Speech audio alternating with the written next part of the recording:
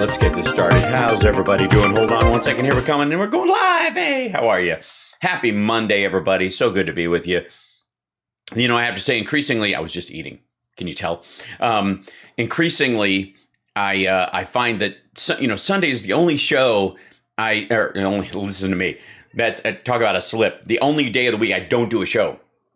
And I find myself like I need that time, obviously, to get other tech stuff taken care of and, build on wonderful things like Fecus's dental hygiene.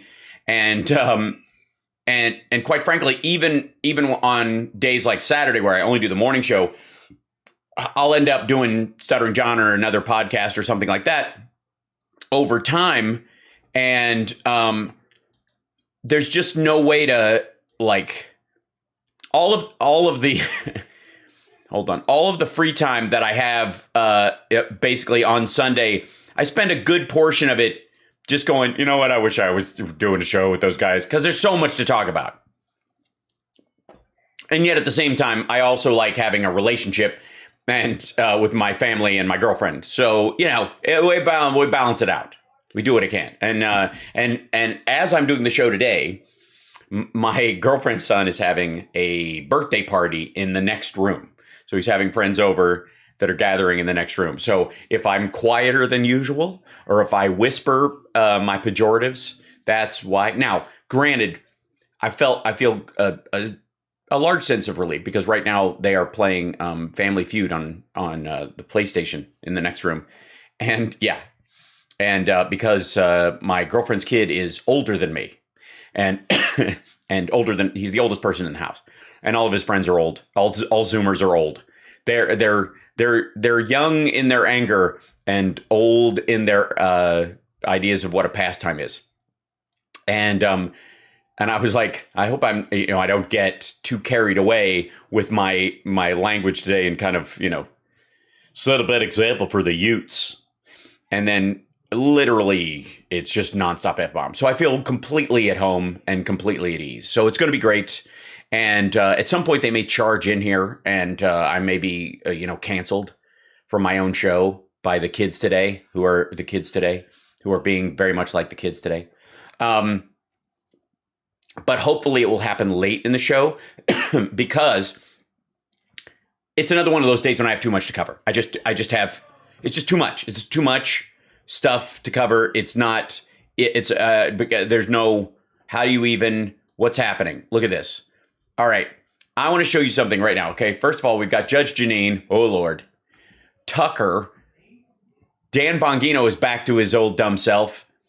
The Diamond and Silk are on Lindell TV. Oh my God. What the hell is happening at OAN?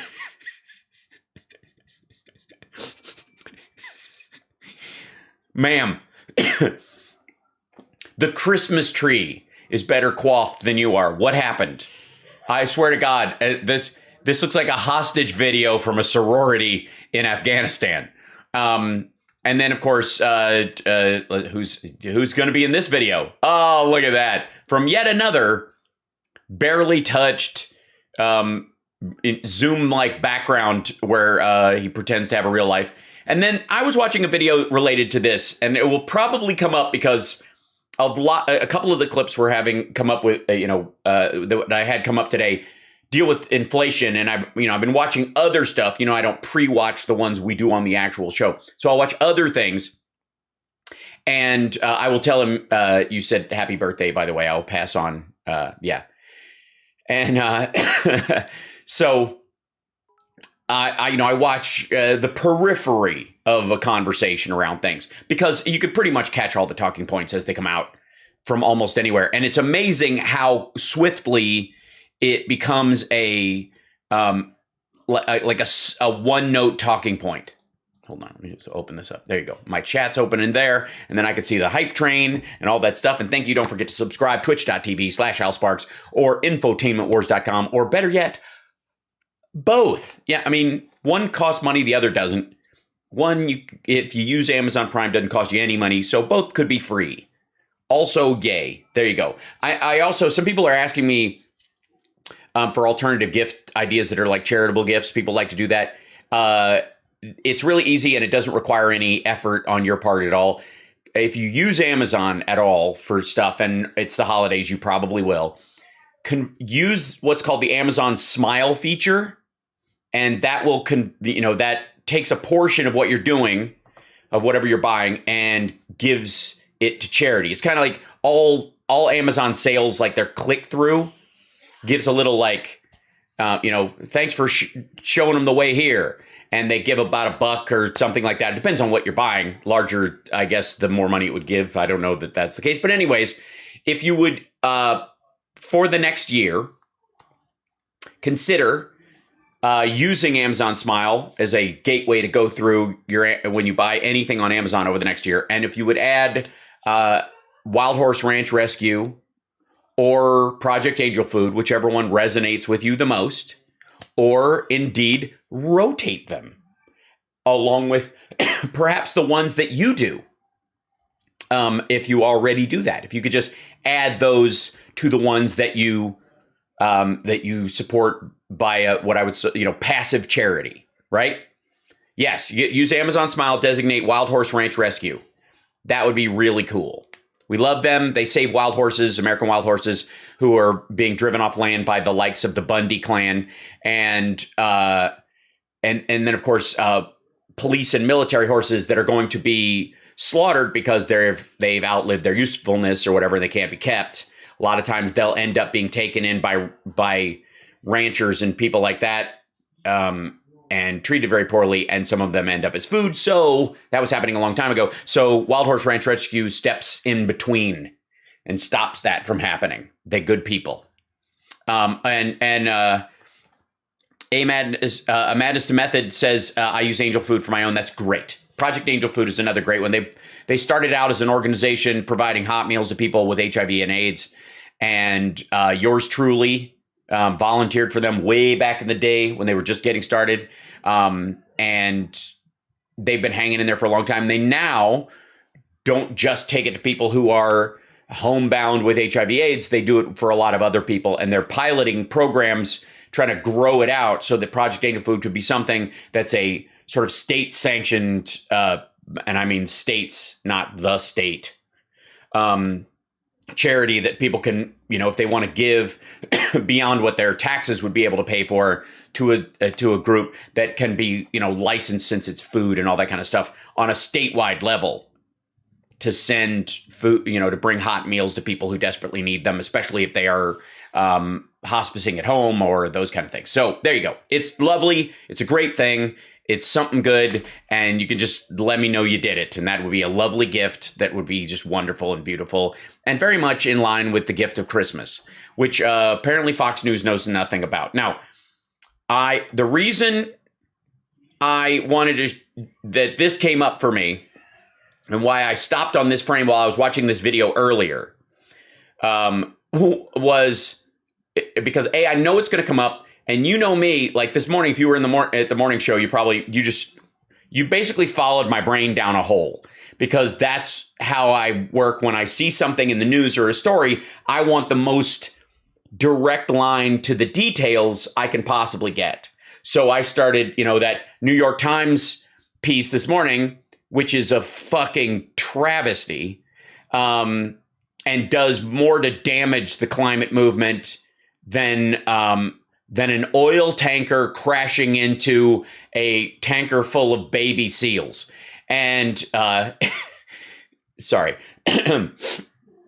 and so so they were cherry picking their negative information from different sites to get the most negative projection they could in that story. And I kept reading into it and kept looking, because you guys know I just read the IPCC report, which they ran the COP26 on. They were basically using that as the primary guiding document for the information that nation states would need to know in dealing with climate change, and not the stuff that the New York Times is necessarily sorting. So I was like, why? Well, largely because if you want to run your story with a giant burning globe as the main piece of art, you can't go with the IPCC reports too detailed. You have to go with two secondary softened reports that are the worst case scenario. So the problem with that is that it's written from a position that it thinks you don't give a shit, that people who care about climate change aren't going to do anything. We're not recycling. We're not going to get an electric car. We're not converting to solar. I, for one, by the way, have already committed in my next car. I've been hanging on to my old car for a while, but my next car will be electric, fully electric, not transitional. My girlfriend's kid has an electric car. It's plugged into the house right now. We have solar panels on the house. We're doing our part. And we also are voting for people who, let's just say, don't belong to the party that immediately took the solar panels off the White House as soon as they got in office in 1980. So we're almost at a level 5 hype train already. Thank you, guys. That's amazing. So you're doing your part and you care. The New York Times story will just demoralize you and think, well, screw it. Who cares? Light them up. The world's over. Because literally it's called, this is what a failed planet looks like. Just a bunch of dicks. And the people who don't believe in climate change are going to look at their examples that they give and go, first of all, that shit happens all the time. Watch Lauren Boebert and MTG talk about this shit. That's exactly where they get it from. And they're going to make it seem like, oh, so we lose a few cricket matches a year. So Siberia won't be an icy wasteland anymore. It'll be marshland. What does that mean for life? Yeah, the Sahara Desert's getting more Sahara-y, but Siberia is going to look like going to be a rainforest. That's what they're going to say, and they're going to blow off any change they could possibly make. Thanks, New York Times. So that's why it's important to dive into the details. So I started to do that today, and it's just too much to deal with in a morning show where we're basically just having a beverage and talking. That said, this came up. And I was like, holy shit, look at this graphic. This is about the Build Back Better plan. Middle class households face tax hikes. Kablam! If Democrats' spending bill passes, up to 30%. 2022 Tax Policy Center. So if you read and comprehend English, and you've been taught in a I guess even the lowest level of public schools, what you will often do is you will read sentences in order. And as you read sentences in order, you will assume that they create cumulative knowledge. That this sentence also applies to this sentence, and that these two words apply to this group if the Democrats spending bill, and the 30% applies to the words tax hikes, and 2022 is not the year the bill passes. 2022 is when your taxes will go up 30%, which, if you actually read anything except Fox News graphics, is fucking insanity. I mean, just take that in for a second. But guys, it comes from the Tax Policy Center. The Tax Policy Center. The Tax Policy Center is. Now, if the Tax Policy Center says it, then, oh, by the way, there's a country musician coming on a little bit later who's going to tell you what's going on. Now, come on. It's the Tax Policy Center. It has to be, right?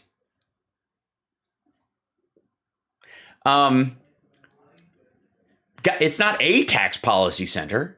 It's the Tax Policy Center. Even though it doesn't have the Tax Policy Center or a Tax Policy Center, it says Tax Policy Center. So you go, you do what I do. And you go find the article that's put out by Tax Policy Center. There it is, the TPC. To go with your KFC. The Urban Institute and the Brookings Institute. Good old Brookings Institute. Where I actually watched my girlfriend and I had, when we were having lunch in DC on that trip I took over my birthday weekend, this skeevy dude from the Brookings Institute, older guy, basically interviewing young, in 2 cases, clearly gay dudes who wanted a job after they got out of college, having lunch with this dude, just running him through. And I'm like, I remember you. I remember casting guys like the directors like you in Chicago when I was coming up. Normally I do the auditions in my office, but those kind of guys, he was one of those kind of guys. And to be completely honest, he said Brookings Institute, they seem to think so. I have no evidence that he was actually telling the truth or that they knew that. So there you go. Okay. Tax Vox, campaigns, proposals, and reforms. This is the article that they're talking about. Build Back Better 2.0 still raises taxes for high income households and wait, what? High income tax. High income. Okay, so I guess it depends on what your definition of high income is, because I'm sure people at Fox think that people who make $36,000 are making double the poverty line. I mean, how much is too much? All right. In a new analysis, the tax policy is November 11, 2021, so this goes back a ways. The Tax Policy Center estimates the major tax changes in the latest version of Build Back Better plan would cut taxes on average for nearly all income groups in 2022. The exception, those in the top 1% who will make about $885,000 or more. They'd pay about $55,000 more under the current tax law. Those in the top 0.1% who make up the $4 million and up would pay an additional $585,000 on average, a 5.9% reduction in their after-tax income. So they're going to pay a 5% surcharge for being a good American who's doing very, very well. Right. With enjoying all those roads and bridges and airports that their employees use all over the country to get to where they're going, even though that person never uses them and pays a toll on that one. Looking only at direct taxes, individual income taxes and payroll taxes, the plan also would cut 2022 taxes on average for every income group except those in the top 1%. The highest income households would face roughly the same increase in direct taxes in 2022 as they would with all major provisions. Here we go. Now, this is my favorite graphic ever. Distributional effects of the Build Back Better Act as reported by the House Committee on Budget, November 3rd, 2021. The percentage change in after-tax income. Now, this looks like you say taxes. What do you think of in terms of when you think taxes? If you were going to see them on a graph, if it's up, then your taxes go up. If it's down, your taxes are going down. Well, this is what we'd see as an inversion chart, because what they are showing you is people's after-tax income, and therefore people who are paying more taxes have lower after-tax income as a percentage of what they're making, and people who are getting the tax break whose income is expected to go up, and that's a big part of this, without a tax increase. So your income is expected to go up next year because of this projection. That's the one thing I want you to hold in your mind that is an adjunct piece of math to this. And nobody, I don't know why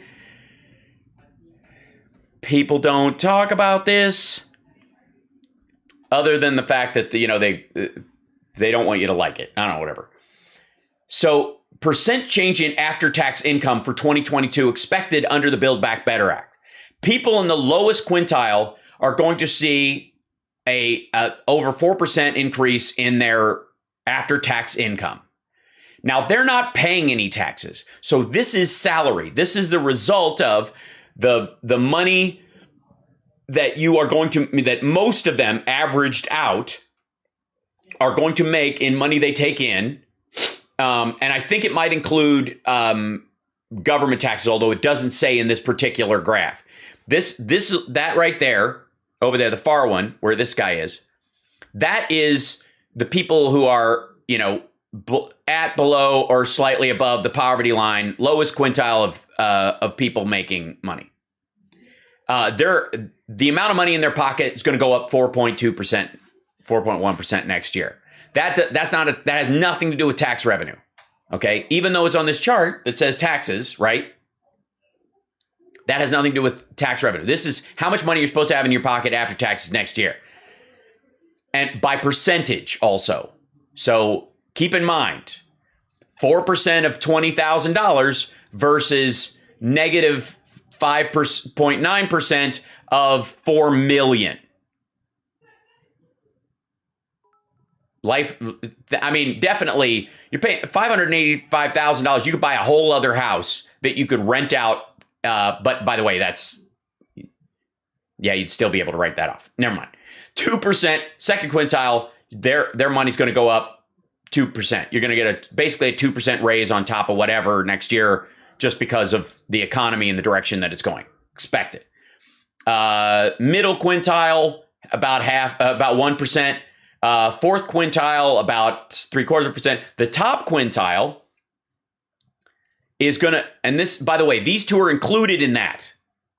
Look at how this chart is laid out.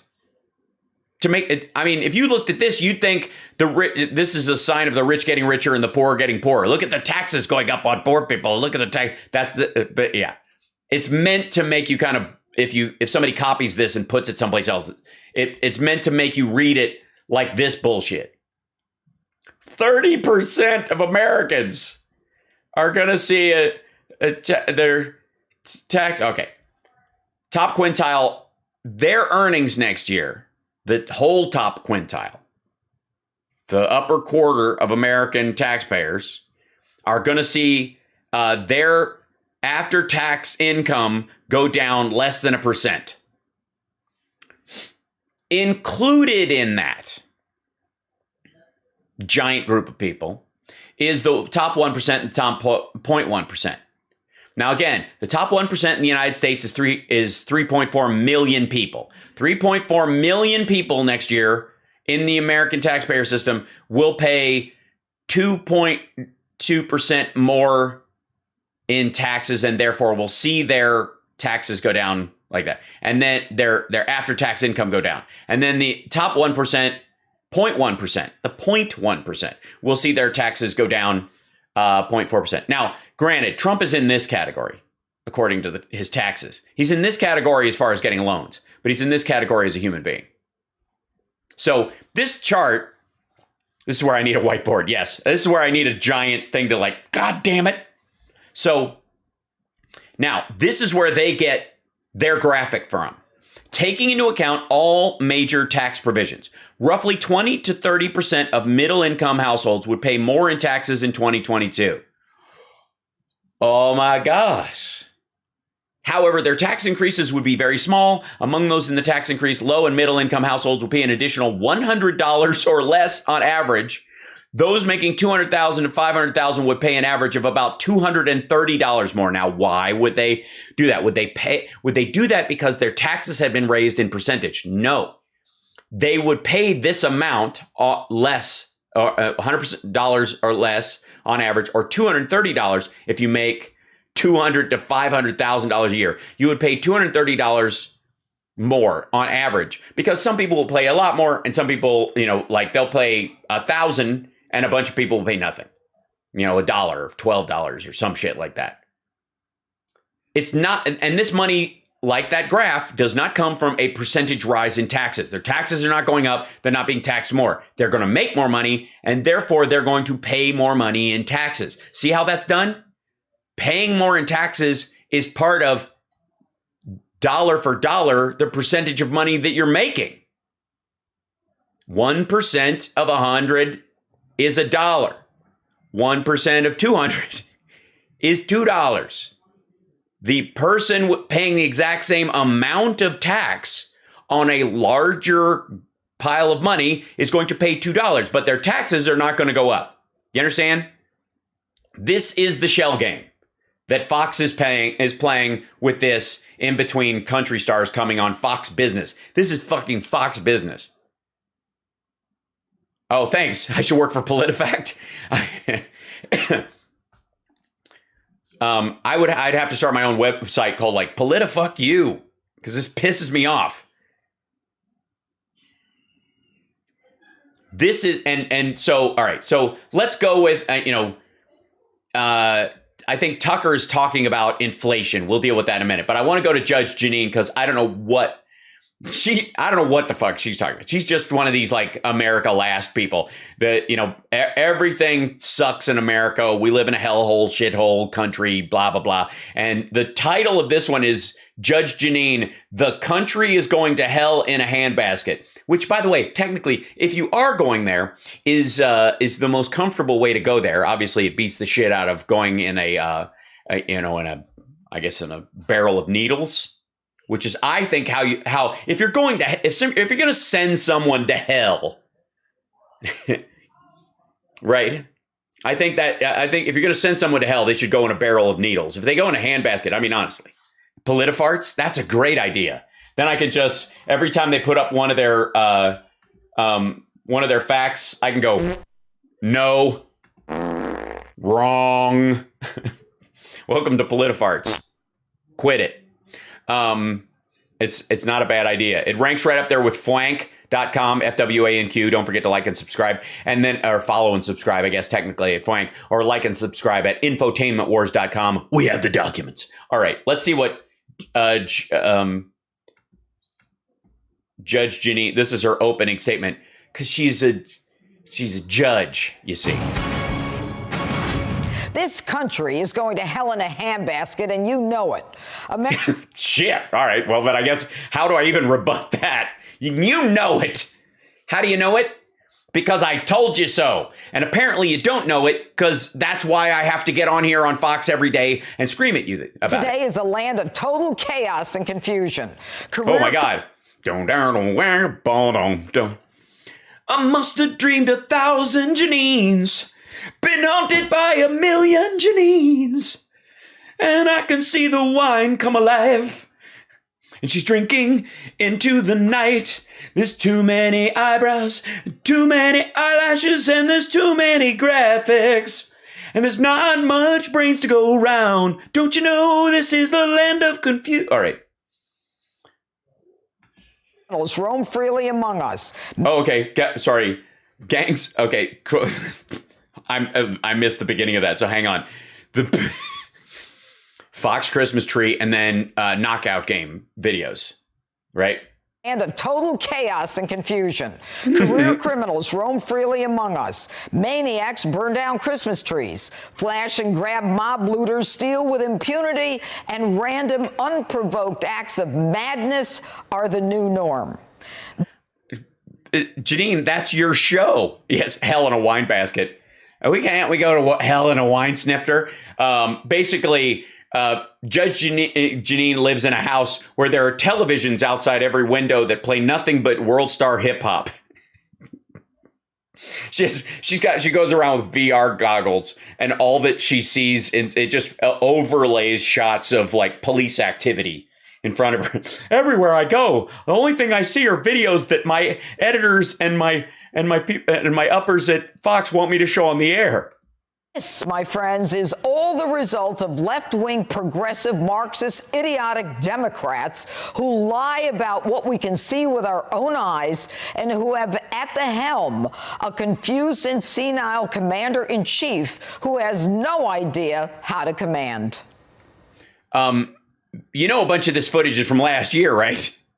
Everything except, by the way, is this I don't know if this is this a street contest that's going on right now? People in small gangs will have to let me know. Is there now a smash and grab challenge on TikTok? See how much shit you can steal in the time it takes for the Fox News Christmas tree to burn down? President, I'll take Robbie to his. Where am I? Right here, sir. I'm right here. Now he's the county executive. Hold on. Where am I is not where am I in the factory. He's walking this blind dude with him, and they've got a mark for him to stand so that the cameras can see where he is, because he's got to walk this blind dude in, and he's like, where am I? Like, where's my spot? Is that his spot or my spot? That's what he's saying. Can you imagine? Jeanine, fuck you. Let's watch this again. who has no idea how to. By the way, I'm surprised they're not green screening people smash and grabbing while Biden's walking slowly with a blind person on his elbow. Command. Watch this cut. President, I don't think Robbie to his. Where am I? Right here, sir. I'm right here. Now he's a county Yeah. Where's my spot? And he's walking a blind dude over. All right, now let's see what this part is. executive in Jackson County, resident in the business as well. You know, I mean, this guy's done it all. And look. He thought there was more in the guy's resume in the teleprompter, and there wasn't. It was done. He said an and to include more details in case they had more stuff, and there wasn't. So he went and nothing rolled up. It's the next part of the thing. Oh, and this guy's done it all. Anyways, and he switches teleprompters, goes to the next one. By the way, is there is there any point? Have we seen did he get history right? Winston Churchill stood on the rooftops in London, very calm, making speeches. Winston Churchill. All right.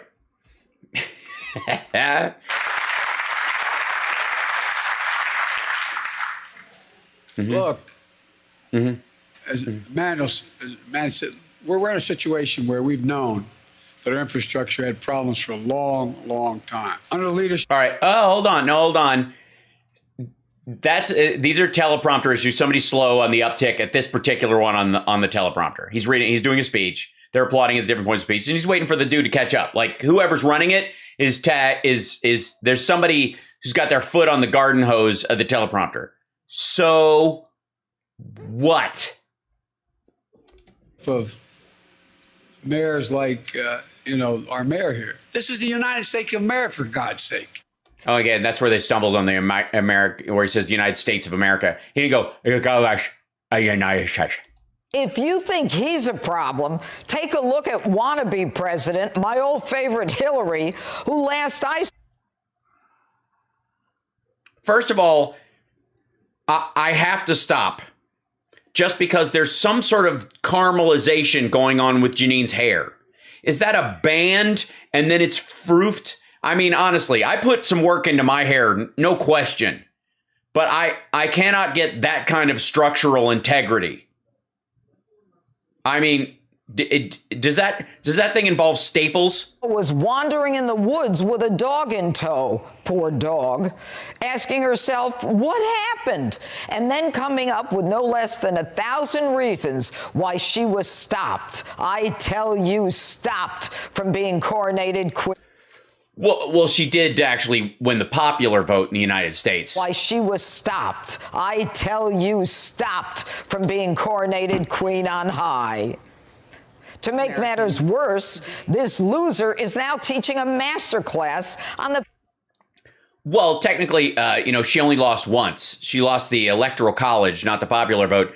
And she was kind of set to be the first woman president, carries the weight of the idea that it might have been a blow to girls, little girls especially, watching right then, that it wouldn't be possible in their lifetime or something like that when that happened, especially considering how grotesque the dude who won the Electoral College at that point was. And, and then he lost. So he lost the popular vote the first time, and then he lost everything the second time. So 3-time loser versus 1-time technical loser. Power Please. of resilience. She ought to know. She keeps popping up and won't go away no matter how hard the Democrats try.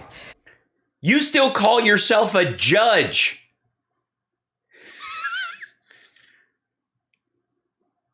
Right? The show is called Judge Jeanine. Like retired Judge Jeanine Pirro. You're not a judge. She's not a. She was a judge. She might say she likes to be called a judge. Imagine if Pete Buttigieg, instead of becoming the Interior Secretary, he ended up getting a job on MSNBC, and he called himself Mayor Pete. If his show was literally called Mayor Pete. Are you still a mayor? No, I'm stop being a mayor. Why do you call yourself a mayor? Because Judge Jeanine still calls herself a judge? And as Secretary of Sadness in 2021, she gives her acceptance speech 5 years later. Take a look at the cash grab she's trying to make off the speech that thankfully... cash grab. She's teaching a masterclass. The woman was Secretary of State, for Christ's sake. Trump is selling a picture book. She never gave on election night 2016. I guess the Clinton Foundation has run out of cash and, like her, has gone belly up. Belly up? Hold on. Belly up is dead. Hard as it might be to imagine, your daughter will grow up and become the President of the United States. Together, we will make America even greater than it has ever been. Why does this woman keep bringing up bogus reasons why she... Wait a minute. Why do you go to masterclass and a picture of her walking her dog and say, why will this woman not leave me alone? It's like inverted stalking. I'm dead serious. Like, I think it's newsworthy that she has a masterclass, and I think Jeanine's kind of selling tickets to it right now. But masterclass is a service you pay for. And walking her dog is something that everybody does. She took a picture with someone. How is it, why is this the equivalent of her doing like a media blitz the way Trump is selling his book? Right? The fuck? What? Why the fuck do you care what she's doing elsewhere? Why won't this woman get out of my face? You filmed the masterclass clip. You took it. Hey, Hillary, I told you 4 years ago why you lost. You keep blaming everyone but yourself. We've had... One second.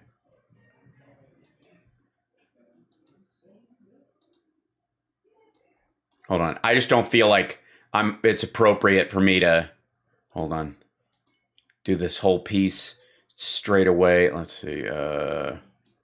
Here. Yeah. Now, there you go. Now I feel like I fit in better. Go ahead. Tell her, sister. Go ahead. Tell her what's up.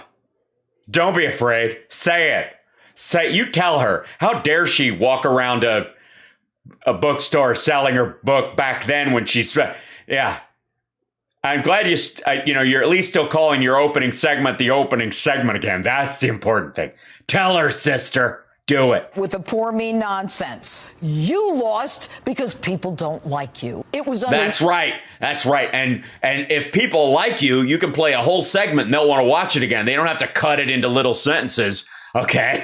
Or watch that four brave Americans died in Benghazi. You scold women in your book who didn't vote for you, saying you won't give them absolution, that they must live with the consequences. That's right. I voted for Trump and I'd do it again. Okay. As long as JFK is his running mate, which will happen. See you in Dallas. Okay. Who do you think you are? God? Well, now that you bring it up, maybe. I, for one, have missed Hillary. She was by far my favorite. I even... What? Why? Why? I'm not your favorite? Okay, but listen. Okay. Look, are we going to start talking about it? All right. Look, just because Trump pardoned your husband, your ex-husband, before he kicked the... Well, never mind. We'll talk about it later. I'll tell you what his opening statement was when I saw him in the Hamptons. Hello. Tell me a story you believe once in a while. I miss Hillary too, for a different reason. Because, pantsuits, I have to dress right. All right, sorry. I'm looking for her after the election. So here I am in the woods in Chappaqua. I'm looking for Hillary. I can't find her. Hillary! You think she's in the woods? I bet she's in the woods.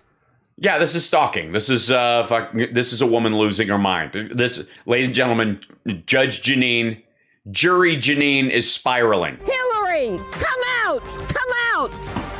Maybe don't come out. You think she's home writing another book? Or maybe she's still reading What Happened? Because she can't figure out what happened. Hillary, we're looking for you! But... back. Comedy jokes. Hey, is this a comedy? She's not still bringing up Benghazi. That was an old clip, by the way. And she looks great. 4 years have been very good to you. To America. The mess that we're in is attributable to people like George Gascon, the LA district attorney who had the audacity to call a press conference to outline all of his accomplishments. We have set a path for ourselves to turn around the criminal legal system in this country in a way that will become more humane, more equitable, and above all. By the way, it's impossible to make things more air-quittable. You either air quit or you don't. Will create a safer environment. By the way, what the fuck does this have to do with Biden and Hillary?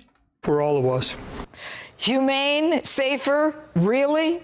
Not according to the victims and the victims' families who have suffered from your siding with the criminal, not the victim. Mr. Gascon, you're a rogue prosecutor intent on undermining the rule of law and endangering the rest of us. Where is this?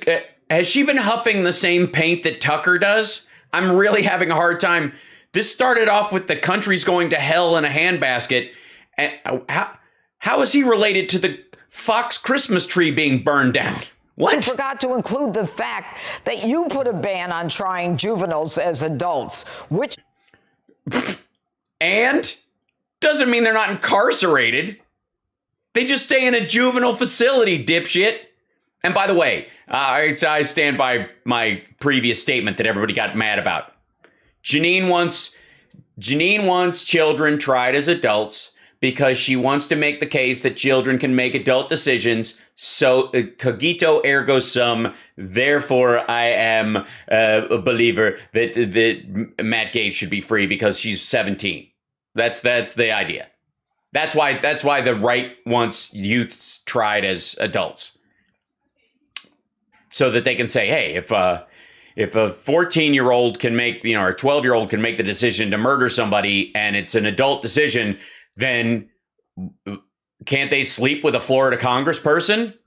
Juveniles continue to post their allegiance to their gangs on social media while they're in custody. Example.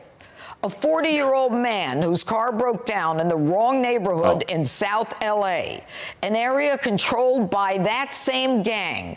While the man was waiting for help from AAA, a vehicle full of 4 Crips gang members spots him, pulls up, and shoots him at least 36 times. As per D.A. Gascon's policy. But for the record, have you never seen Colors? Do you not? South Central LA is notorious for that. I mean, it's literally one of the plot points in the movie Grand Canyon. They will not be tried as adults, but instead tried as juveniles, which means they get out of jail at 21. And of course, Right. But in that time, how old are they now? 14, 16, 17? Will not seek enhanced criminal punishment under California law that allows it under gang membership. This DA Gascon. Well, in some cases, kids are pushed into gangs when they're that young. That's one of the reasons why some immigrant families come here. And that's, I see. This is not giving a shit, the international edition. He needs to be gone. He and his fellow progressive DAs around the nation, funded by George Soros. But by the way, this is the country going to hell in a handbasket because there was a shooting in South Central and the DA wants to try the minors as minors. That's the. I mean, obviously, there's the flash mobs thefts and the Christmas tree burning, which has never happened before. I mean, I don't know if you know this, but let's see. History of. I'm sure I'm not going to find. Let's see.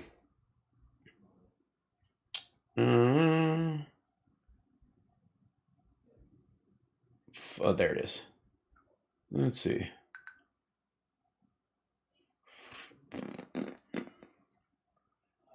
Here,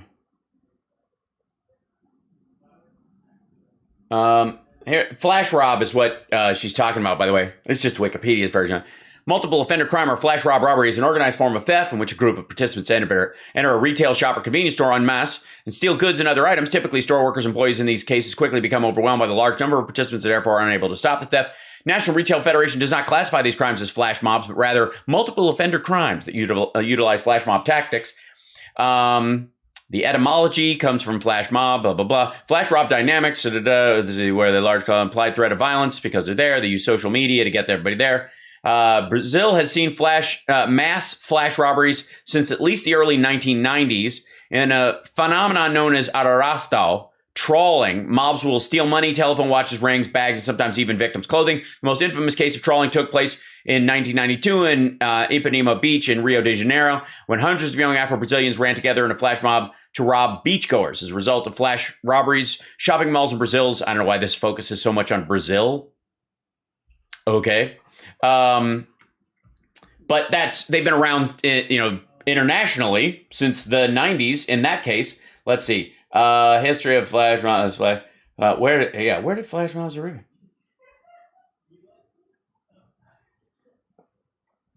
Oh, flash mobs 2003. That's not even true. Flash. Oh,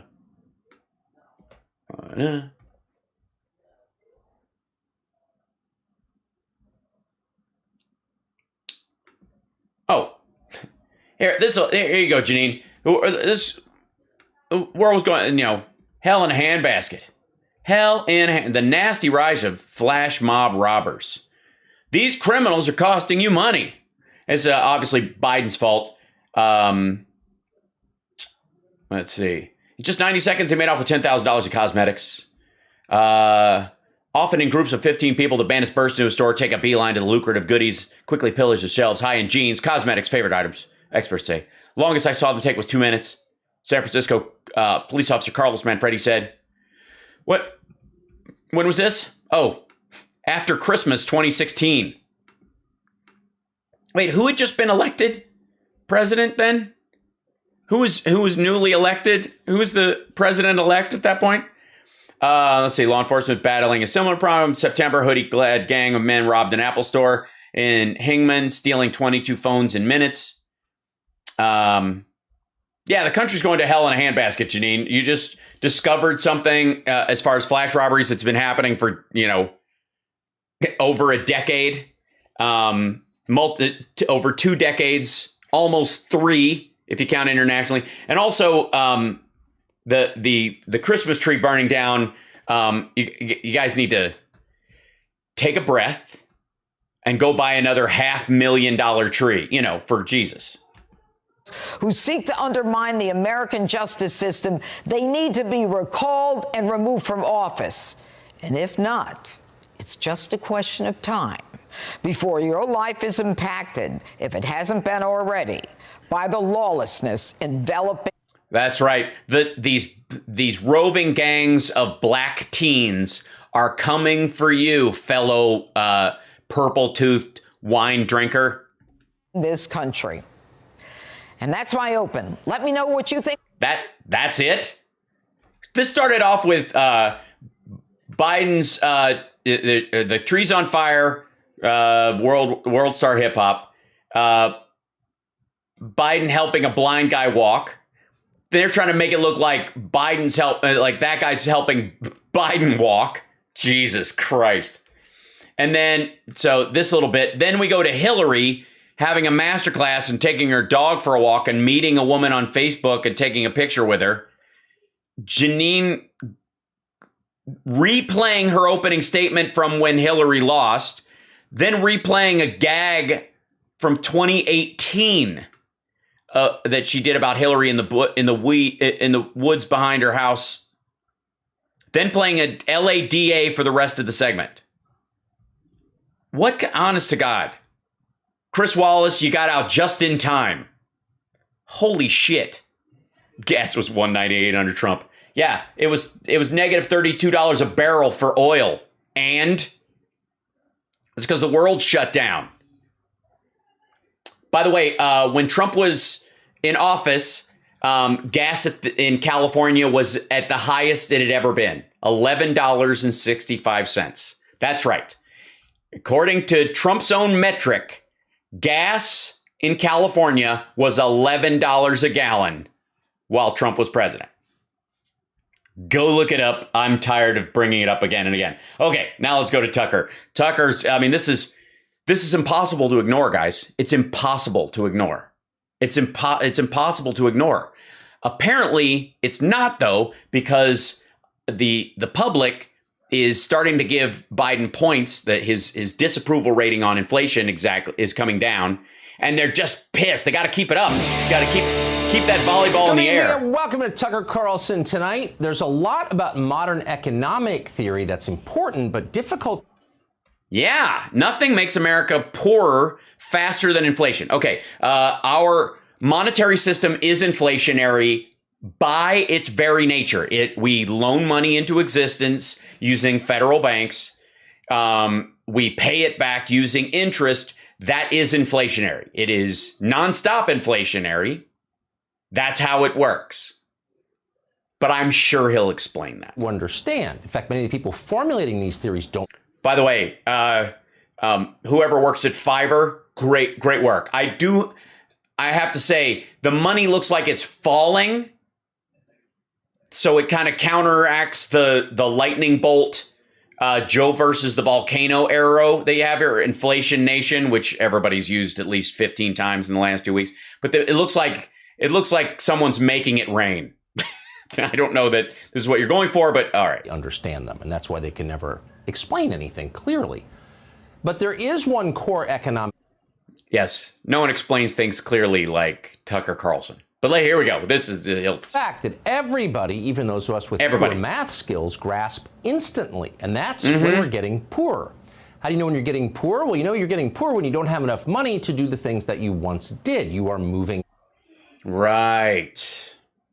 Like Trump has to start working, has to shuffle around dark money with his super PAC, change the name and the entire people there without selling off its assets so that he can take in more money because his facilities aren't earning enough to keep them afloat. You mean like that, or? Backward. It is a very scary feeling. Short of armed robbery, nothing makes Americans poorer faster than inflation does. Now, well, no, I would argue, if I may, there's one thing that will make you poorer than inflation or even armed robbery, and that is death. Because nothing makes it difficult to enjoy your spending habits, like being dead from COVID, for example. And if you haven't noticed, the number of deaths in Trump country from COVID is at a higher percentage rate than the number he's going to bring up about inflation.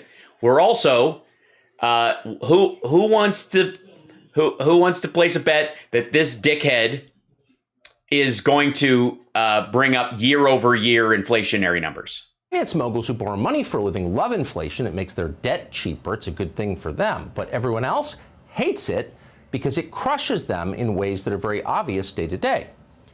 By the way, the reason Tucker Carlson is pissed and why the right wing is angry about a bunch of this stuff is because gold is taking a shit right now. Hold on. Let's see if I can bring this up. Let's see. Let's see news about it.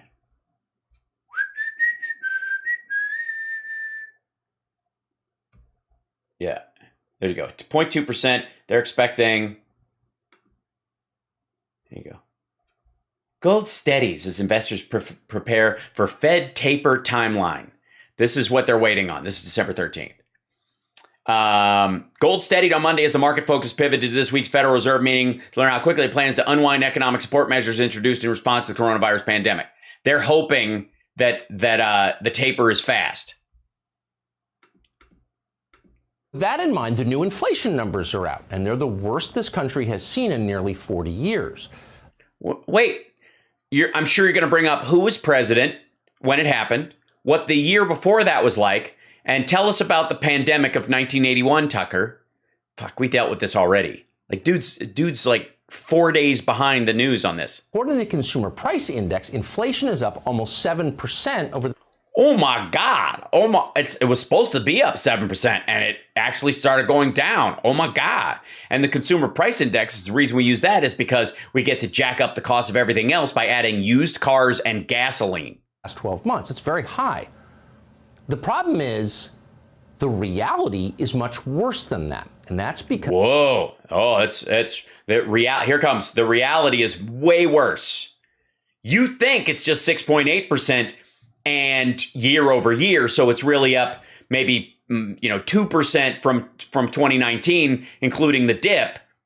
And it doesn't feel as bad. And consumer demand is through the roof. And it was a great Black Friday and Christmas sales are up. And consumer demand is through the roof, even if consumer confidence is low because they've been told all this bullshit about what that number means and assholes who can't tell the difference year over year normally to year over year based on a pandemic.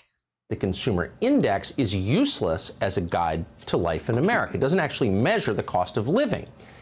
See, this is, by the way, this is Fox News being very disappointed that it's not scaring people the way it's supposed to. It is a lie. It's a rigged government number, one of many. Now, the CPI is calculated by assigning relative weight to different categories of goods. It's a very complex series of formulas. Some of them were formulated in good faith. Others were designed to deceive you. But what? And I guarantee Tucker's numbers today are not designed to deceive us, folks. So rest assured. In effect, the bottom line is the CPI does a very bad job of measuring how much it actually costs to live in this country. For example, gas prices. In the Does it? By the way, Tucker, real quick, is there a CPI for what it costs to not live in this country? Yes, there is. It's called the Freedom Index, and I don't see you moving anytime soon. And by the way, he's mad because things he wants to buy with his millions of Swanson dollars are getting more expensive, while for the rest of us, normal stuff is getting more getting relatively better compared to our socioeconomic level, and that's making Tucker angry. Tucker is the target of the new taxes and Build Back Better. So he's in the 0.1%. He's a multimillionaire because of what he makes at Fox News every year, just like Sean Hannity, and he's an heir to the Swanson fortune. Gas prices constitute less than 4% of the total value of the products included. Now, that's realistic if you happen to live in, say, Manhattan, where pretty much nobody drives a car. But if you have... Pretty much nobody drives a car.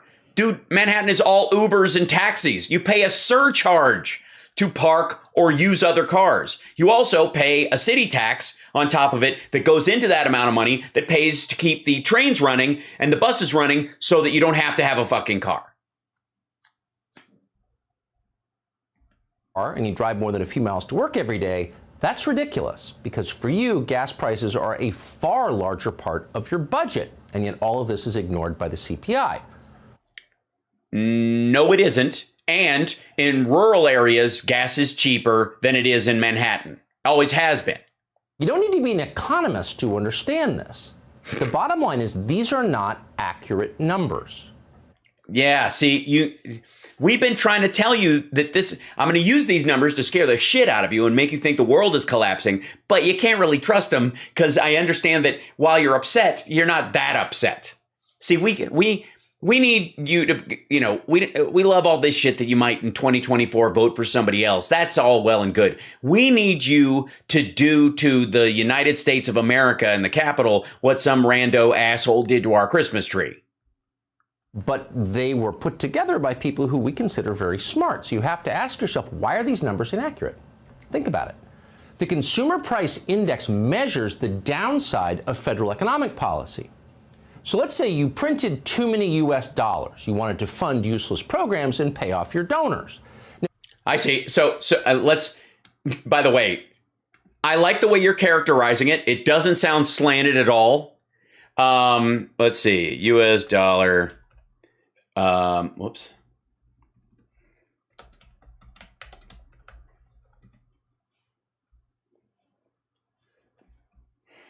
Now, one of the things when you have too many dollars, one of the problems you have when you have too many dollars is the dollar gets weak. Think the Japanese yen, 50,000 yen for a color TV or something. When it's the use of it goes down so much, you need more and more of them. And then you got to print more and more of them, and it widens out. And then why don't you just shave a number off and start from scratch? We all really know you're talking about $500. Why do you have to say 50,000 yen? I mean, it's silly. That's what happens when you weaken it, when you overprint, when you have too much. If you print too much money, if you're printing money all the time, then, oh, shit. Wait a minute. I thought we printed all this money and therefore the dollar's worth was going down, and that inflation was caused not by supply chains or distribution or Americans being willing to pay a premium for stuff that the rest of the world is trying to get, and we're going to pay a little extra so we get it first because we're the wealthiest country on the planet. It couldn't be that inflation's driven by that. It has to be driven by the fact that the dollar is oh shit.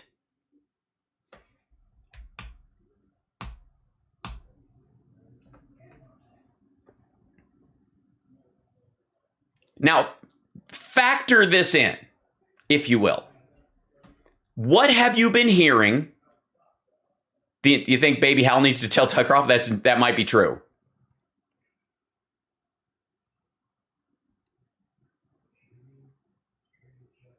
What have you been told?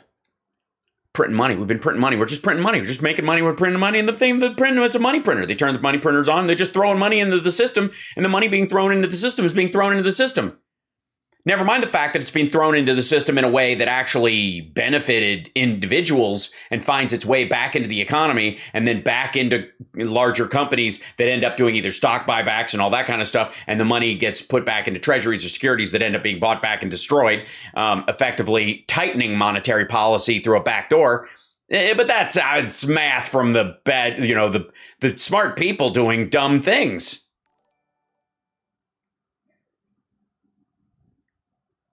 If you have too much of something, is it worth more or less? That's the easiest way I can explain it to you. If the idea is that you have way too much of something in a system, what's its worth based on? The dollar rose to 16-month highs on Monday thanks to the Federal Reserve, and it could go even higher. The U.S. dollar index, a measure of the greenback against a basket of 6 beers, rose 0.1% Monday to more than 95.2. The dollar has surged around 1.2% over the last 5 days, 2.8% over the last month, and 5.9% across the whole year. Now, if you're just shopping at the market and they're trying to make money off of you, the inflation story is a great way to get, if you just hear it's gone up 6.8%. It's 6.8%. Inflation's gone up 6.8%. The weight of your dollar, if you're buying stuff internationally, though, is up 5.9%. Is there a version of the index that subtracts this from inflation? If you were starting a company, borrowing money, trying to finance that, the goods that you would need, buying commodities, which are also going down in price, the dollar remains at its highest level since July 2020. Analysts see it as likely the Fed, and by the way, remember, because they're dumping money. The guys have been pouring money all summer long last year. The Democrats wanted to, force Trump to sign these bills that dumped millions and billions of dollars into the thing. Analysts see it likely that the Fed will raise interest rates sooner rather than later this year, which is a measure supportive of the dollar. Most expectations are for a first rate hike in July. Yes. Especially given the signs U.S. inflation is gathering pace. The CPI data last week showed inflation rising more than expected. October marking the 6th straight month with year-over-year inflation above 5%, which is the fucking problem. This is just dumb. Year-over-year only works if last year was normal, this year is normal, and next year is normal.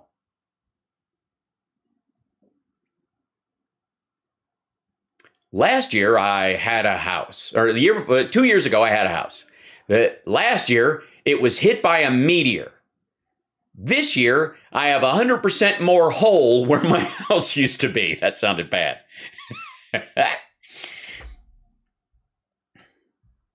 Money machine. Look at this too. Money machine. Look at that. That's the printing press. There it is. There's too much of it, guys. There's too much money. They're just dumping money.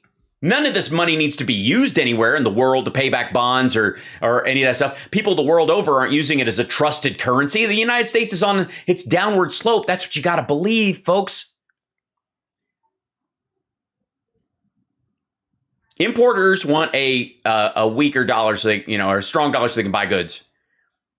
And that's pissing the sedentary folks off.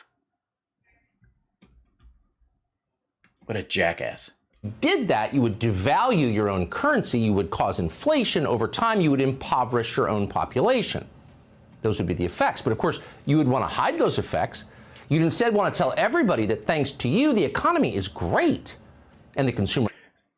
They're not even bothering to say that. They're just saying the economy is great.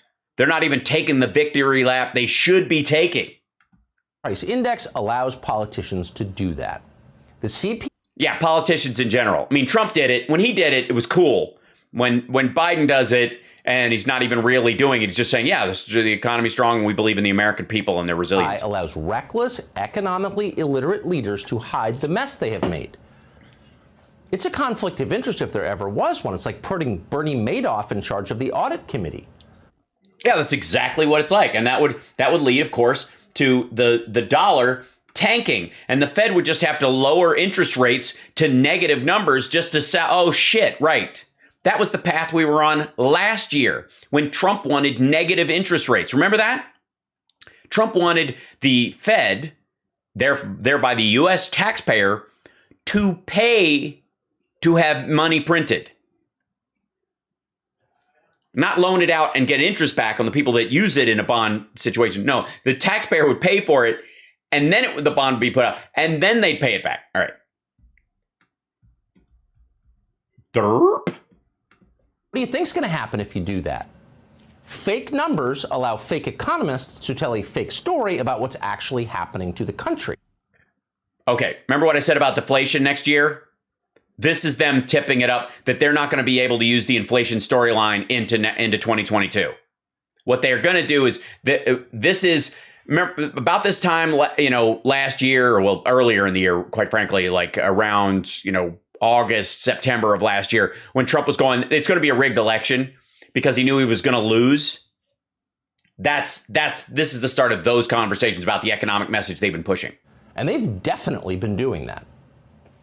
Our economists have conveyed that they feel that the impact of our proposals will be transitory. All of the economists that the president has been relying on suggest that there is a transitory nature to the inflation problem. Economists call all these things transitory effects. This inflation that we're experiencing is transitory. It is not going to be here long. We've had several months of high inflation that most economists, including me, believe will be transitory. We don't expect that that upward pressure will produce substantially higher prices or that the effects will be persistent. We expect that they'll be transitory or temporary. The usual cavalcade of liars and dumb people. Maxine Waters on economic policy, please stay in your lane. And stay in your lane. She's on committees in the Congress dictating tax policy. She's aware of the factors. But this dude, by the way, Swanson millionaire who works at Fox News, who lied about their vaccine policy repeatedly, that he's who you should listen to. The guy who just told you that the dollar is caving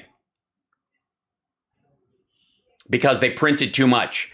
And you'll notice him saying politicians. He won't include Trump in that. You're not going to put Trump in. You're not going to add videos of Trump saying we need negative interest rates for money. But the last guy is regarded as very smart. His name is Jerome Powell. He is, believe it or not, the chairman of the Federal Reserve.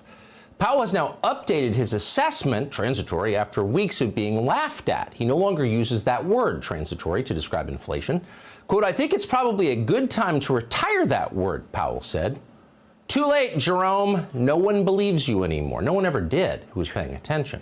In fact, there's only one accurate way to measure inflation, and somehow the Fed has not yet figured this out. What here is it is. Here it is. Yes, the one accurate way to measure inflation. Here it comes. It's not the consumer price index. It's not the cost of eggs in your basket. It's not. It's obviously because he's never done any of his own shopping his entire life, and all of his meals are prepared by someone else in the kitchen while he sits across the table from Matt Gaetz and a allegedly underage woman. What does it cost you to live in this country compared to what it cost you a year ago?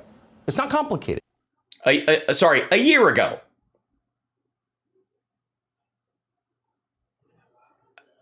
A year ago. Not compared to what it was in 2019 before we had a pandemic. Go to the bottom of the pandemic and judge what you're paying for things off the percentage change, not the real cash change in this, the percentage change in those numbers.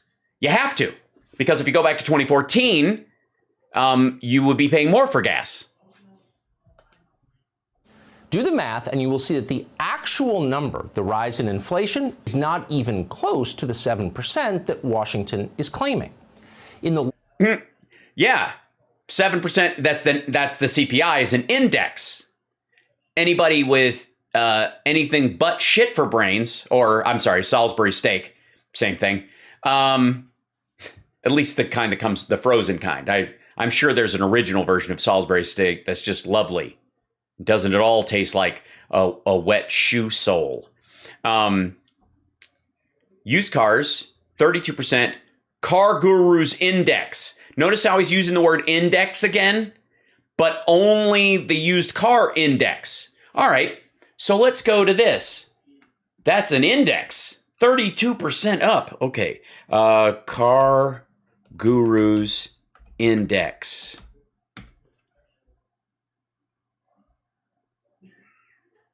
Oh, I see why you're putting it there in the red with the red. Look at the red arrow going up. Because it's down 2% today. But just there. Okay, well, let's look at a month. All right, well, there's a little peak. People were buying $39.14 for the index. Is that their fund? Oh, for that's their stock. I'm sorry. Here we go. Used car price trends. There we go. Car Guru's index. Used cars, dear God. They're all doing very well. There's the index price for used cars. That's the blue line. That's the dark blue line, which is right here. Which was the average used car. Jeep, 26,000. Chevy, 27,000. Ford, 28,000. Toyota, 24,000. What are you doing? All right. So this is an aggregate. This is the index. That's what we're talking about. Yeah. See, he didn't put used cars are up 32%. Look at the giant red triangle, guys. He's not trying to manipulate you at all. So here we go. Let's see. This start date, 6/15/2021. Well, let's do this, 6/15/2020. And to now, update the chart.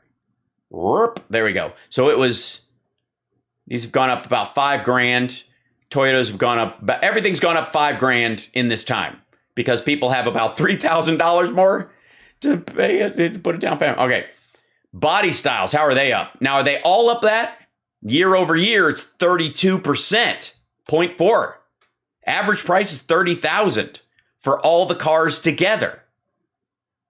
In the last 30 days, it's up 2.7. If you're selling a used car last 90 days, you're going to get 7% more for that used car as people upgrade from the shitty used car they had to a less shitty used car, but not quite a new car. Let's see, what's doing really well?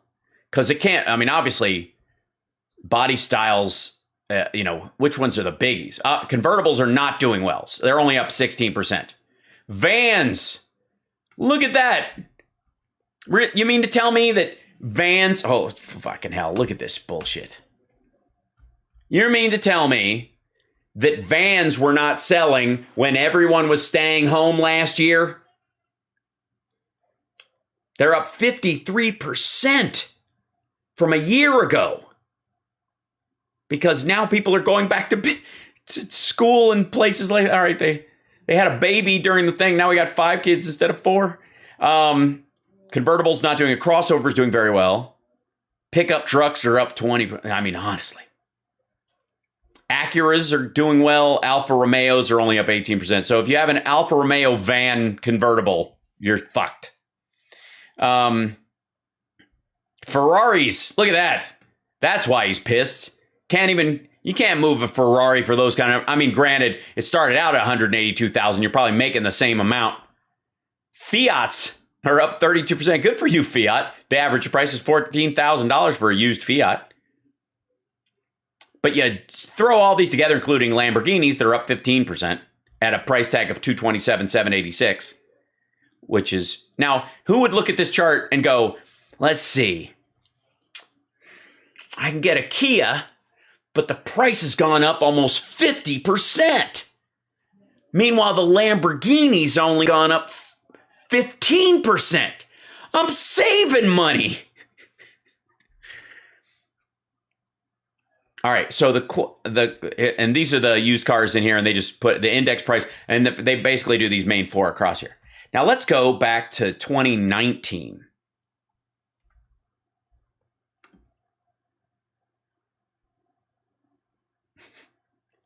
Let's go back to 2018.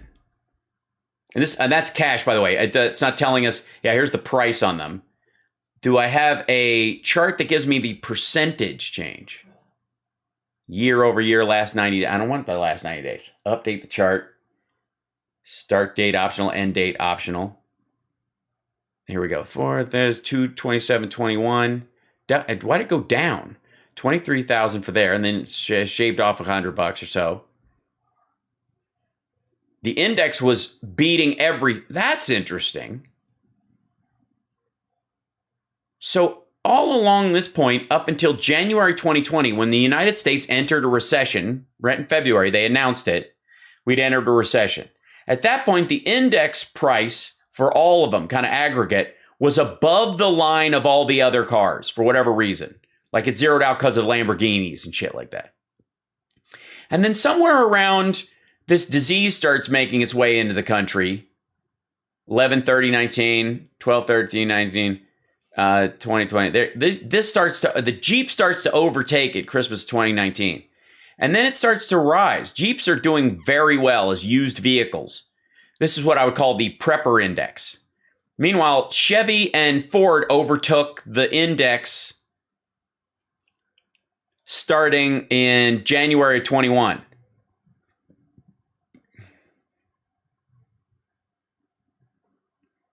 Somebody reevaluated Jeeps as a good long-term buy.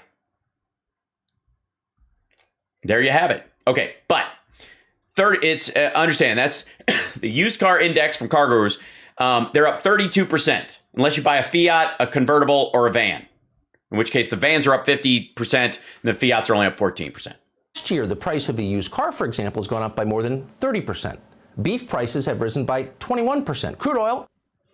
Hold on. Beef, CPI. Now, granted, we culled a bunch of cows last year, and Trump sold all of our beef to China in July of last year. Largest order in our history. On the cheap. On a price set in the spring.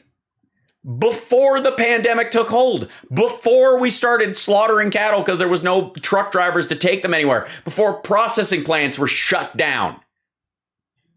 21% over last year. Okay, so let's look at this. That's a little more steady.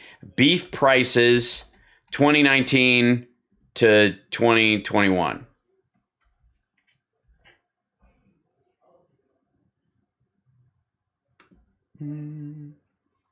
See if this daily beef price. Huh? Well, my goodness.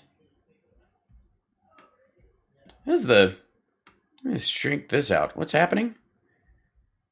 How is it that here's beef at $6.17 in May of 2014, and it's $5.95 now. It's 1 penny off from a peak in November of 2019. And what happened in 2020 that could have caused a crater of the price? My question is, why didn't Trump catch more shit in this leap? Where was all this clamoring about the cost of beef from whenever September 2019, it was $4.60. And 2 months later, it's over $1 more. Let's look at the 5-year. Just to track this shit up. Just take out that big spike. Look at this. No, look at November 2019. What the fuck? I mean, we know what this is. March 2020, kiddos. That's COVID. What the fuck would have happened if COVID hadn't rescued Trump's beef prices? Look at that shit.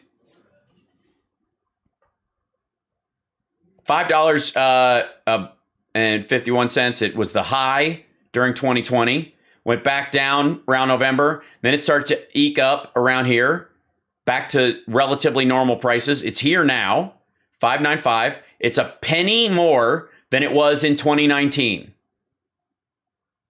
Without a pandemic. Because at one point, it was way down here, $3.86. And this is, by the way, not just, this is US dollars per kilogram, but this isn't just American beef. There's a lot of other stuff. Meat, beef, Australia, New Zealand, chucks and cow forequarters, frozen boneless, 85% chemical lean, CIF, US port, East Coast, ex-doc, beginning November 2002, previously cow forequarters. Currency dollars compared to coal. Look at this weird. Compared to gasoline.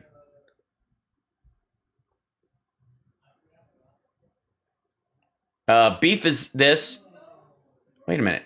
Gasoline's down 4%? The hell happened? Gas October 9 is up 9.46%. Now it's down 4%. Anyways, here's the little spikes in this. Sometimes they rally and go with it, but not necessarily. Anyways, I'm now becoming like a day trader with all these details. But it is up 0.004% from May 20th. Why is this seems lower? Hold on. Where is it right now? Beef is up 4.39% this month. It's up 14%. Beef went up 14% in May of 2020. Cost of it. It went up 22% in November of 2019. But look at that. Beef was up 22.22%. Look at this shit. Why am I the only person doing this? This is the percentage change. Look what he's telling you. It's up 21%. Now it was down in the bottom of the barrel. Let's see. This is it at 0%. No change. These are just the changes in it. Fell off a cliff. December 2019, January 19, and then it goes back up. May 20th gets expensive, and then falls off a cliff again, down 7%. But why this spike and nobody's giving Trump shit about this? 22.22% with no pandemic, no gasoline spike. By the way, here's gas. Think anybody notices that gas prices went down negative 43% in March of 2020 because no one was driving anywhere? Look at gas prices in May of 2020, up 47% in a month. Trump, what is Trump doing with money? This is what happens when you have stupid people. Fucking dumb. This is why I keep telling you all the time. If they don't give you the actual number and they just tell you a percentage, they are fucking with you. 55% dimensional lumber. Crude oil. Hold on. Let's see. Crude oil. Let's just go with petroleum. Let's see. Crude oil versus beef versus crude oil.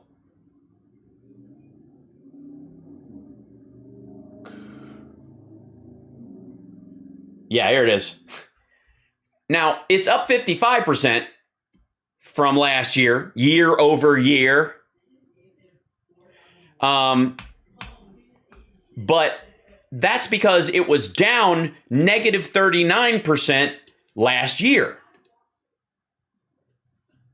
Now, by the way, since Tucker is using measure the length of your dick starting at your butthole type of measurements, which I have no doubt he does, Market Insider says, just Markets Insider, guys. Markets Insider. I hope she's got room. 55% up. Notice there's no date on this. Is it up 55% from last December? Here's November 2020. Rate of comparison. Because here's let's see. This is it was up 15% in December using the baseline created by its own thing. Up 15% just from there. And of course, not including this. It's actually down negative 2.61% from here in its percentage range. If you want to just use that standard. Fucking hell. It was negative. It was literally, they were selling it for negative $36 a barrel. If oil companies were like, our ships are going to sink if we don't get these barrels off the boat. 35%. Wheat, lumber. Really? We're still doing lumber from June? Jesus Christ.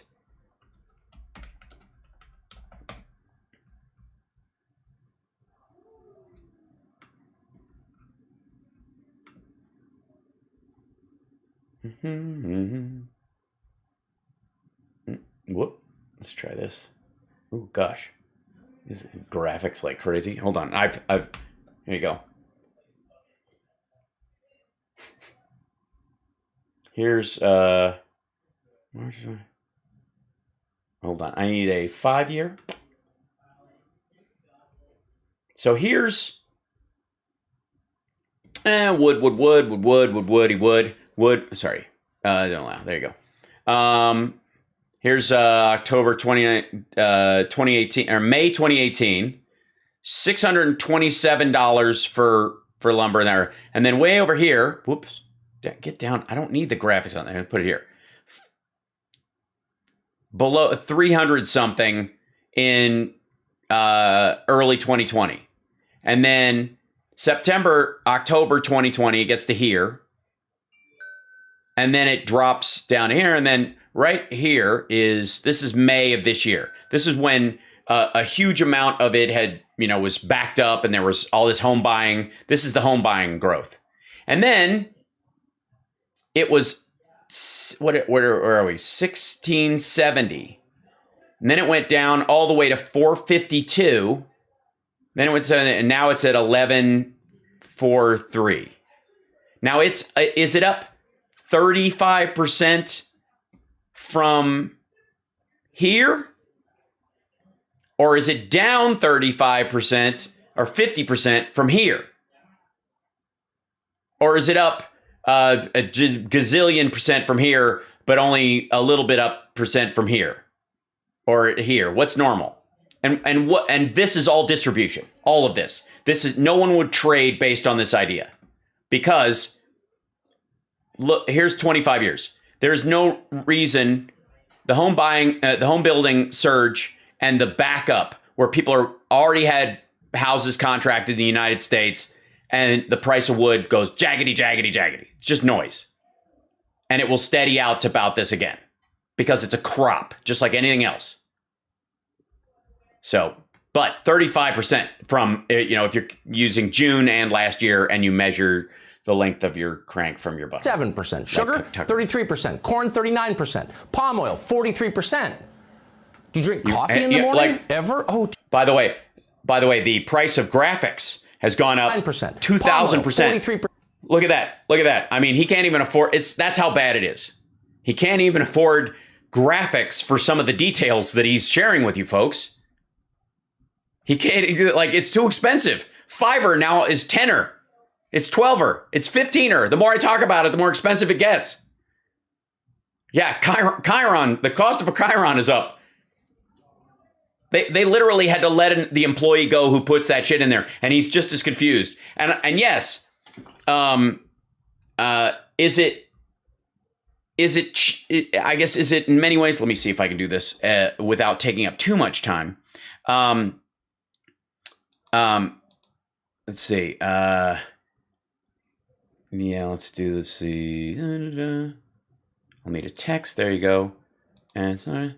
Add a new source. 1 second. No, quit it. Let's see. Number of Tucker Carlson brain cells down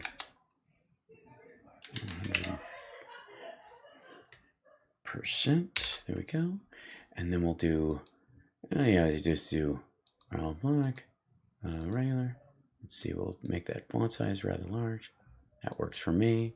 Take this down. I mean, sometimes you got to do this stuff on the fly, kids. You got to, if I'm doing this, if I had a team, don't forget to like and subscribe, give a thumbs up and chat. At one point I could wink at someone and they could do graphics or do what Stephanie does and go like that and somebody else will play something. But I do this all by myself.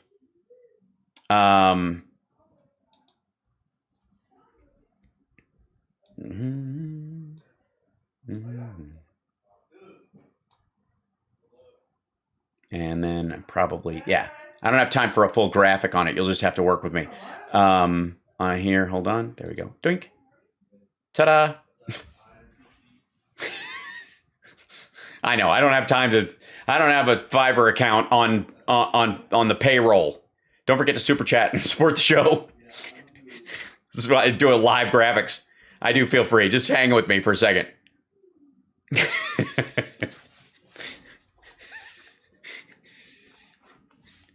I don't even have to take anything out to do this one. It's too good an opportunity to pass up. What's Tucker looking at? I don't know. His it's not so much what he's looking at, but what he hears in his own head. That's right. There you go, Tucker. That's the whole thing. Super chat time. Thank you. Yes, please support. Don't forget to subscribe. By the way, we're trying to keep our subscriptions up on Twitch, and it's the hardest one to do. We always drop below 7. Yeah, we're at the 750 mark. We try to keep it above 800, and it always dies off. So if you haven't resubscribed, please do. If you can, gift a subscription, please do. If you can become a patron, please do. And if you can super chat, please do. And if you can't, don't worry about it. Those who can will, and even if I do this show for free, which I do sometimes, I'm glad to keep doing it because it all makes us feel good. And no one else is doing this. Why is no one else pointing out this bullshit when it happens? Right? Why? What in the, how in the world? All right, let's continue, shall we? Hold on. All right. Do you drink coffee in the morning? Ever? Oh, too bad. The price of coffee has risen 108% in the last year. Oh my God, guys, the price of coffee is up 108%. You mean, all right.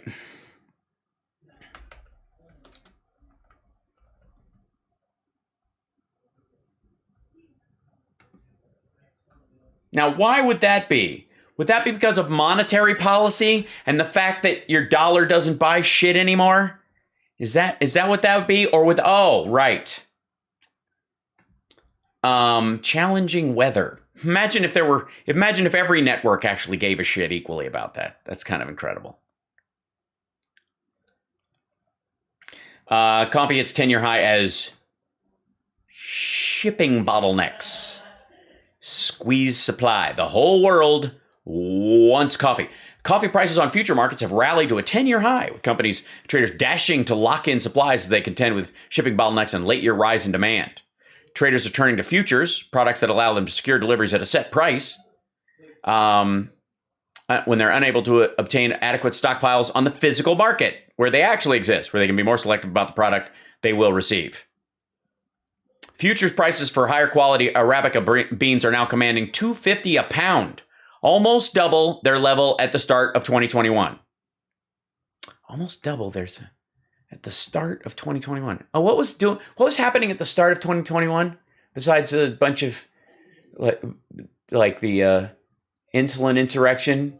What was happening? Oh yeah, the entire economy was starting again. People were going back to work, and people were drinking a lot more coffee, and stores were opening up again.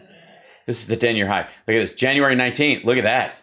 I mean, if you look at these numbers, 250 from this the futures of it. That's, I mean, I'm sure that like coffee prices over the, let's see, coffee prices 2019 to 2021.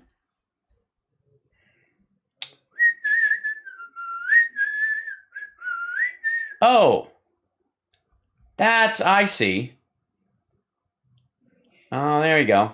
So it was, the average closing price was $1.11.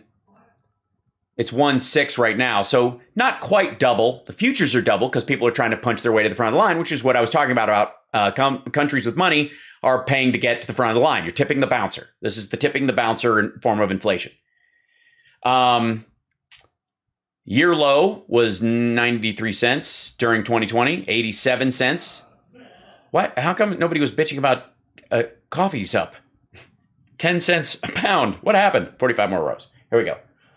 Coffee prices, 45-year historic. Oh, well, that's no fun. Well, how am I supposed to think the world is collapsing now? Well, especially when inflation is making my dollar worth less. Oh, Rexmo, thank you so much for gifting the five tier 1 subs on Twitch. Bless you. Thank you so much. Look at that. Creating a hype train and all that. Oh, and only doing it largely because A, love, and B, who the fuck else is pointing this out? That, by the way, coffee in the great post-pandemic of 2011 was $2.88. Was this, like these little points are 257. The fuck was going on? Is this Reagan again? 1977, the great coffee push, $3.19 in 1977 dollars.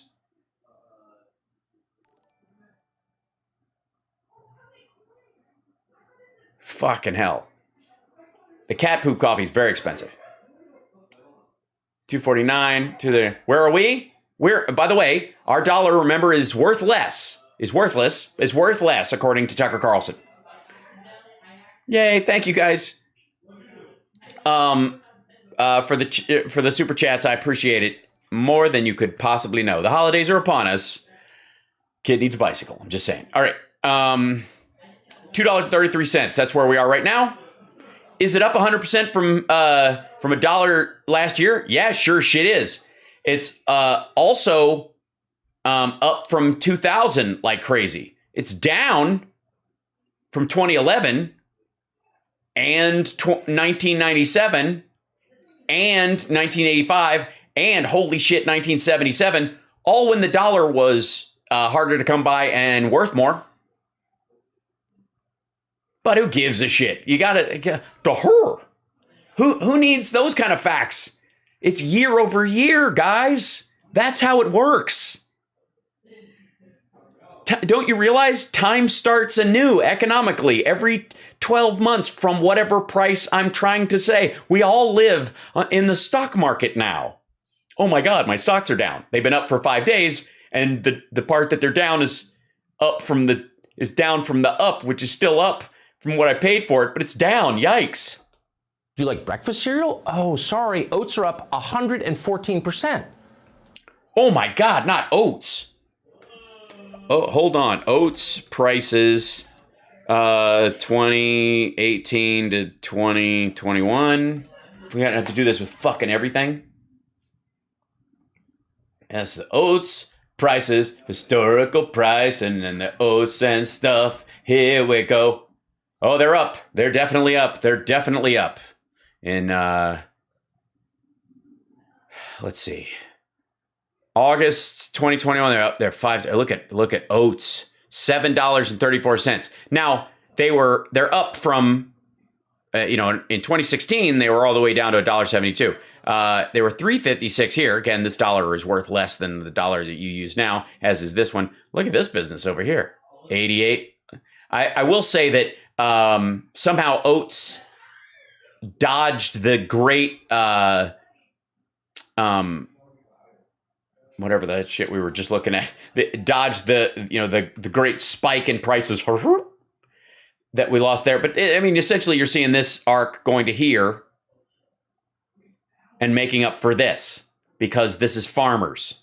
Because farmers still have to pay their loans and their land, so they need a higher price when they've hit a hole like that, like this. Technically, this hole after they had been kind of jaggedy up for a while.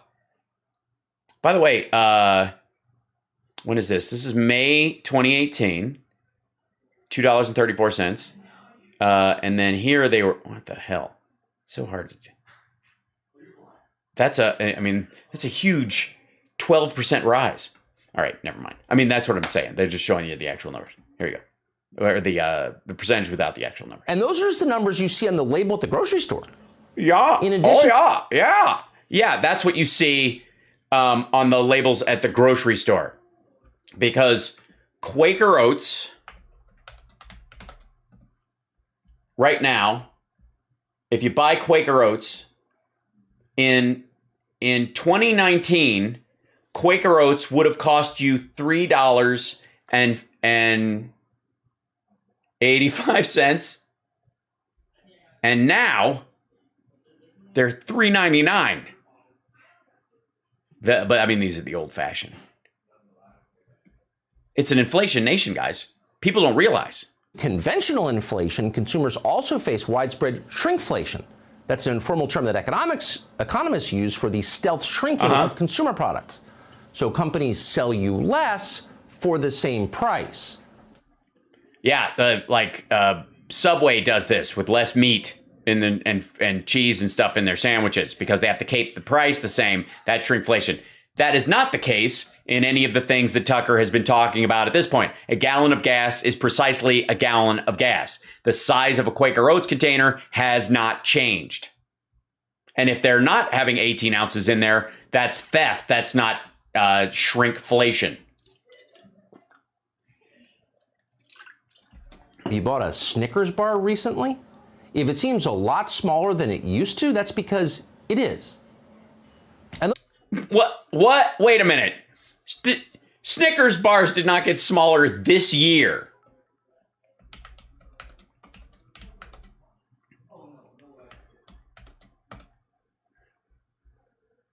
Why can't... Hold on.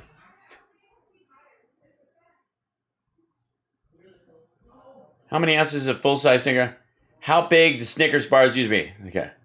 All right. In 1930, when the Snickers candy bar was introduced, it weighed 2.5 ounces and cost a nickel in 1930.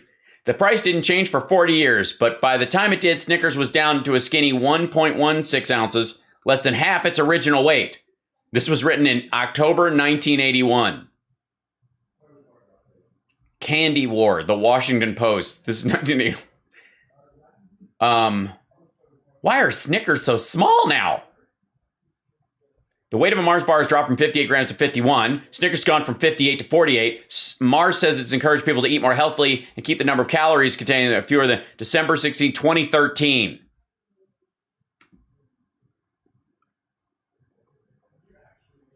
That's shrinkflation. Yeah, from Biden's policy started in 2013.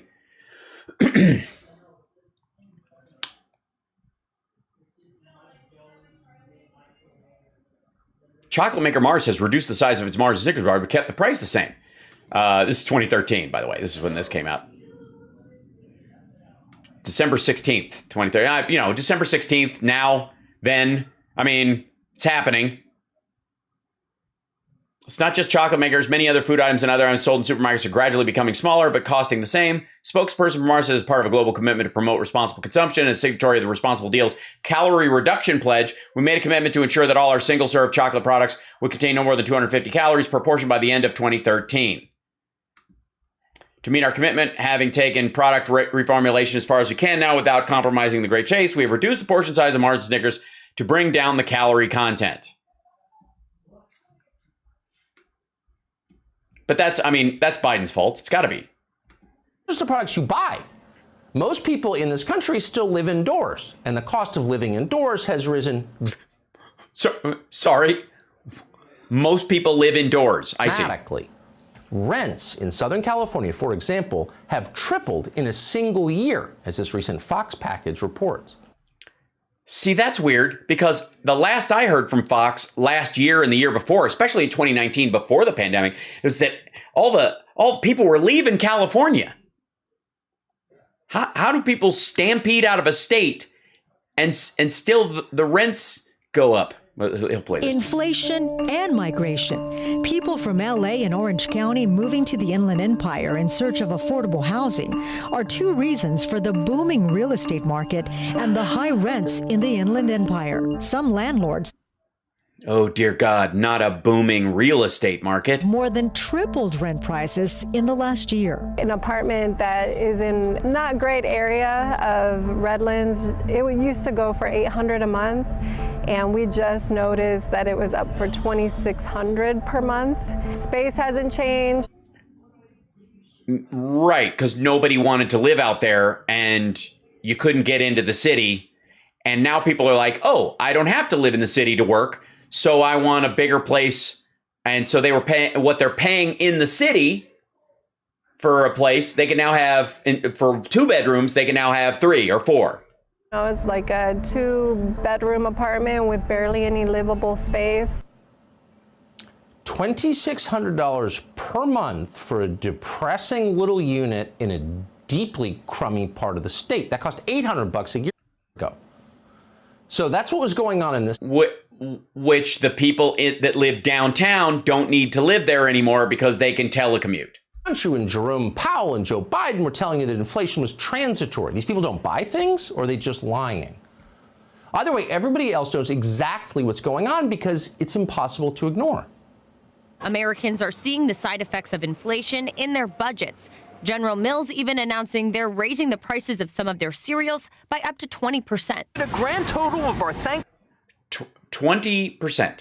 Thanksgiving dinner was $51.25, more than 20% over last year's.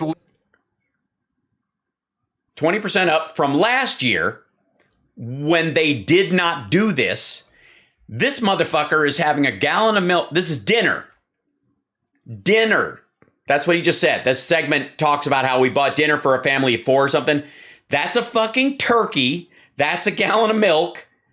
That's a bag of peas. This is hamburger buns or rolls, brioche rolls, and a can of something else. The dollar and the Dollar Tree is changing its name to the $1.25 tree. Prices from $1 to $1.25 for most items. If you're lucky enough to find. Oh, bullets are now there's bulletflation. Talk about shrinkflation. Mo, you'll pay more for it. Boo fuckity who. 50 shells is $30. That's incredible. I mean, this is obviously a plot. This on the store shelf for about 60 to 65 cents a round when this would be normally somewhere around 20, low 20 something cents a round. Pizzerias across the 5 Jesus Christ. Are they just trying to make us not care? are rising the price of a slice. Dollar slices are now up to $1.50. Those who eat with oil. Because people have gotten raises. There's inflation around the availability of funds. And also, hey, welcome to that country where people are getting a living wage working at a pizza place. We'll need to dig By the way, even though things are more expensive one-to-one in the United States, your dollar is still stronger overseas, so your investments do better. But, they don't want to talk to you about that either. for this year. The average homeowner is probably going to pay about $500 more for the heating season than they did a year ago. Oh, so tell us again, Joe. Yeah.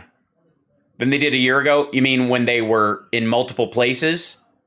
And how inflation is at 7%. Read some more government numbers to us. One group that would never even consider believing numbers like these, crap like this, is investors.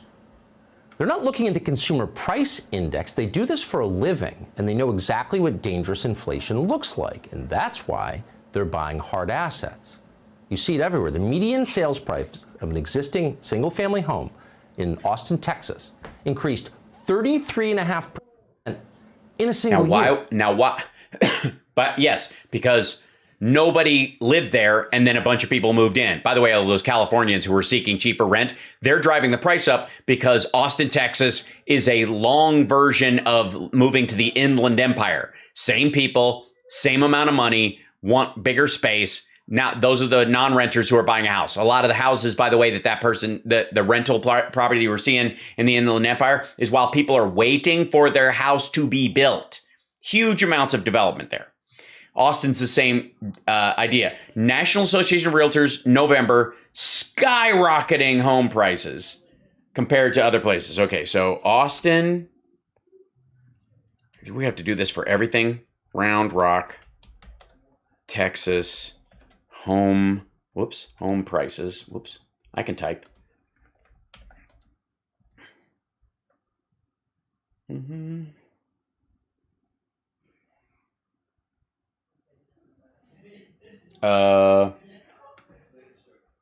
How much the median? Here it is.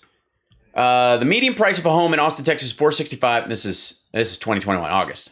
While the median price in the U.S. hit $385,000 in June. Meanwhile, the typical value of a home in the state of Texas is just over $241,000, making Austin real estate more expensive than the national average and most of Texas. This is also the capital of Texas. Let's see. That's Motley Fool. Let's see. How much does it cost to buy a house in Austin, Texas? Is Austin real estate expensive? The Austin housing market is hot, maybe a little too hot. A new study ranked Austin housing market as the second most overvalued market in the nation, with homes selling at an average of 50% more than they should. Boise, Idaho is ranked number 1 on that list. 2 places where we can't figure out why the fuck people want to move there. But don't cherry pick the most overvalued. Oh, God damn it. You think it's an accident? You can't say Boise, Idaho, because people go, what the fuck? Are you nuts? I don't want to live in Boise, Idaho. Who gives a shit how much houses cost in Boise? Was it Walmart own a giant factory there? What the fuck? Who cares? But Austin sounds like someplace you'd want to move to. And now it's too expensive. It's overvalued. Yeah, the bottom's going to fall out of it. And the median price of a condo around Miami has gone up nearly 21%. Now, real estate... Because people have more money to buy a second home and they're buying condos with their retirement funds. You do realize that's what people buy condos, where they rent them until they move into them. The county was already wildly overheated. Now it's a bonfire. Why is that happening? Simple. Because people have the money to buy those houses and that's where they want to move. And so they're in bidding wars with people who want to buy houses in those areas. Are afraid. Consider equities prices. The S&P 500 is up 28% in the last year. Now, if you're looking for the real inflation rate, that's a lot closer than the CPI is going to get you. But if you want to know what people... Wait, that's because of retail investors. Think about money for a living. Really think about the economy and the value of the U.S. dollar. Look at the value of cryptocurrency. Cryptocurrency is, by definition, a refuge from inflation. Is a refuge from inflation? No, it isn't. It's a fucking shell game. And most of the people who are buying crypto we're talking to you about, I own gold because gold's real money. People buy Bitcoin when they decide the U.S. dollar is no longer safe. What's happened in Bitcoin? It's up 164. Is that what it is? Traditionally, going back 100 years, is that where they go? In the past year. Ethereum and other cryptocurrencies up 622%. So you should consider that. Yes, because it's new and because of meme stock buys. Meanwhile, let's see, crypto. Let's see, news.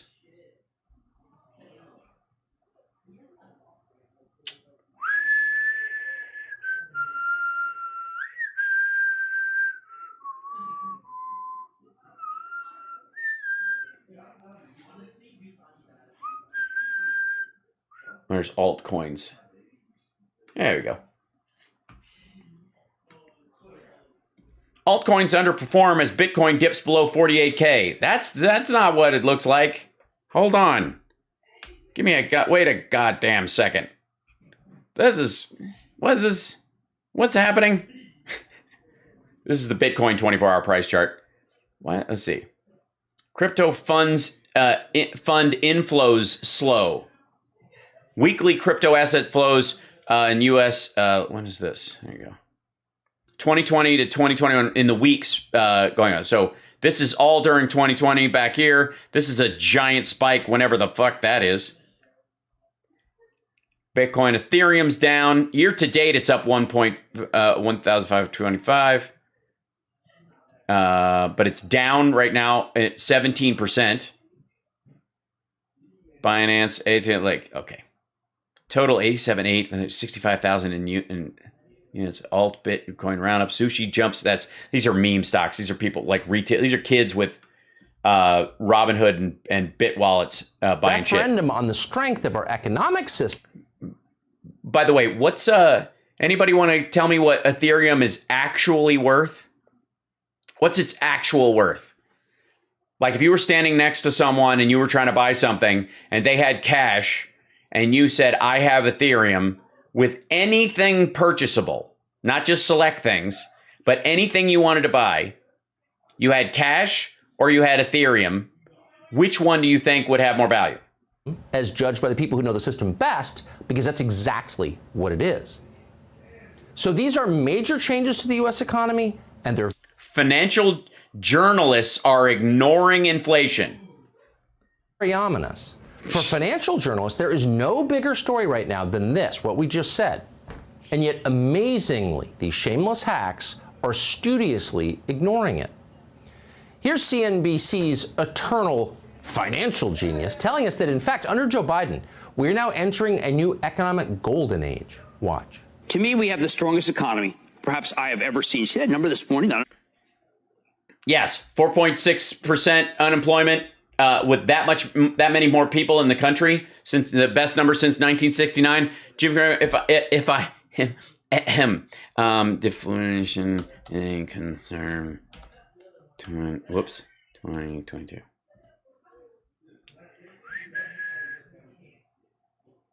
Mm-hmm.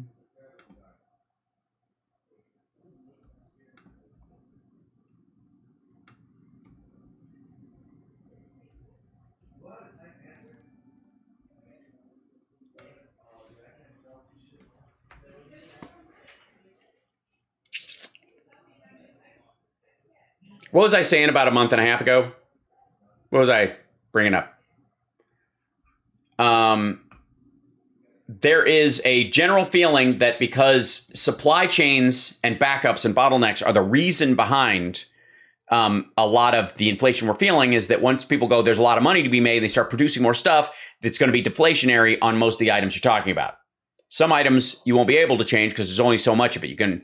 Chickens can only kick out so many eggs. It's the best in years. Everything else? Best in 69. We have all spotted the endless help wanted signs, the housing and apartment shortages, the tremendous demand for goods and services, a marvel to behold. Oh, people are confident about their jobs. I say fantastic. And the ability to even get better ones if they want to. They're spending more than I've ever seen, but they're doing it with cash, not on credit. They're doing so in a roaring 20s style. Yeah, they have savings.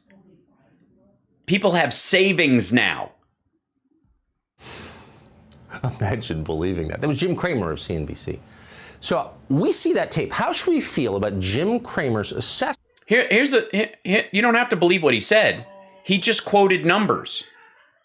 Refute his numbers using stuff other than year-over-year inflationary percentages from a time when America was clamped down.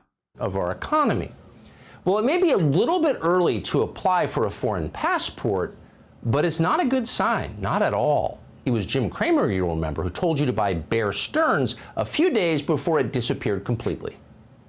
Should I be worried about Bear Stearns in terms of liquidity and get my money out of there? No, no, no.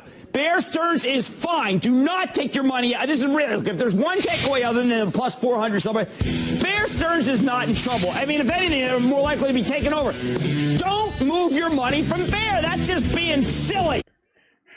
The stuff he was talking about ended up being bought by other people. Don't be silly. Bear Stearns is not in trouble. No, no, no. Bear Stearns is fine. Do not take your money out. That's what he said right before the crash. Now, in a normal country with a functioning meritocracy, anyone who said something like that would no longer be touting stocks on television. He'd be... Oh, that's weird, because tell you what, we'll hang on to this one for next spring. In your pool, assuming he could muster the skills to do that. And yet there he is, the same man, still televised, a living testament to our leader's suicidal tendency to reward failure. Or consider Andrew Ross Sorkin. Wait a minute. Our leader's suicidal tendency to award failure? Our leaders? What are you talking about? Jim Cramer's not a public employee. He's not appointed by the Biden administration. Our leaders? Who the fuck are you talking about? Consider him the smartest man on CNBC. In fact, he's about as bright as Jim Cramer is, but much oilier. Sorkin's view is that we ought to be grateful for inflation. You ought to be thankful to Joe Biden. Quote, inflation has long been seen as the economic villain. That view is changing. For those who worry about growing inequality, inflation might actually be a salve up to a point. Oh, thank you, Andrew Ross. So we're becoming Venezuela. That's pronounced salve. S-A-L-V-E, salve. But that's a good thing because your neighbor is going to be every bit as poor as you are. So that's the current state of the cutting edge of financial journalism in this country. Hey, Sean Hannity here. All right. Yeah, thanks, Sean. This in general, I mean, you're going to see this is how they're going to be pushing stuff. And all you're going to hear from them is year over year this year. As soon as we end the fiscal year next year, what you're going to see is either prices will steady and they'll say this is inflation baked in, or they'll start to go down, and by percentage, they will go down a lot. And so they're going to start talking about things crashing or you know, the devaluation of goods in the American economy. 7% sugar. It's the same BS. All right. Now, I'm way over time, but I feel like I need to know what the heck she's saying in this little piece on Rumble. This is Ali Alexander on OAN with a woman who looks like she just crawled out of the trunk of her sorority sister's car.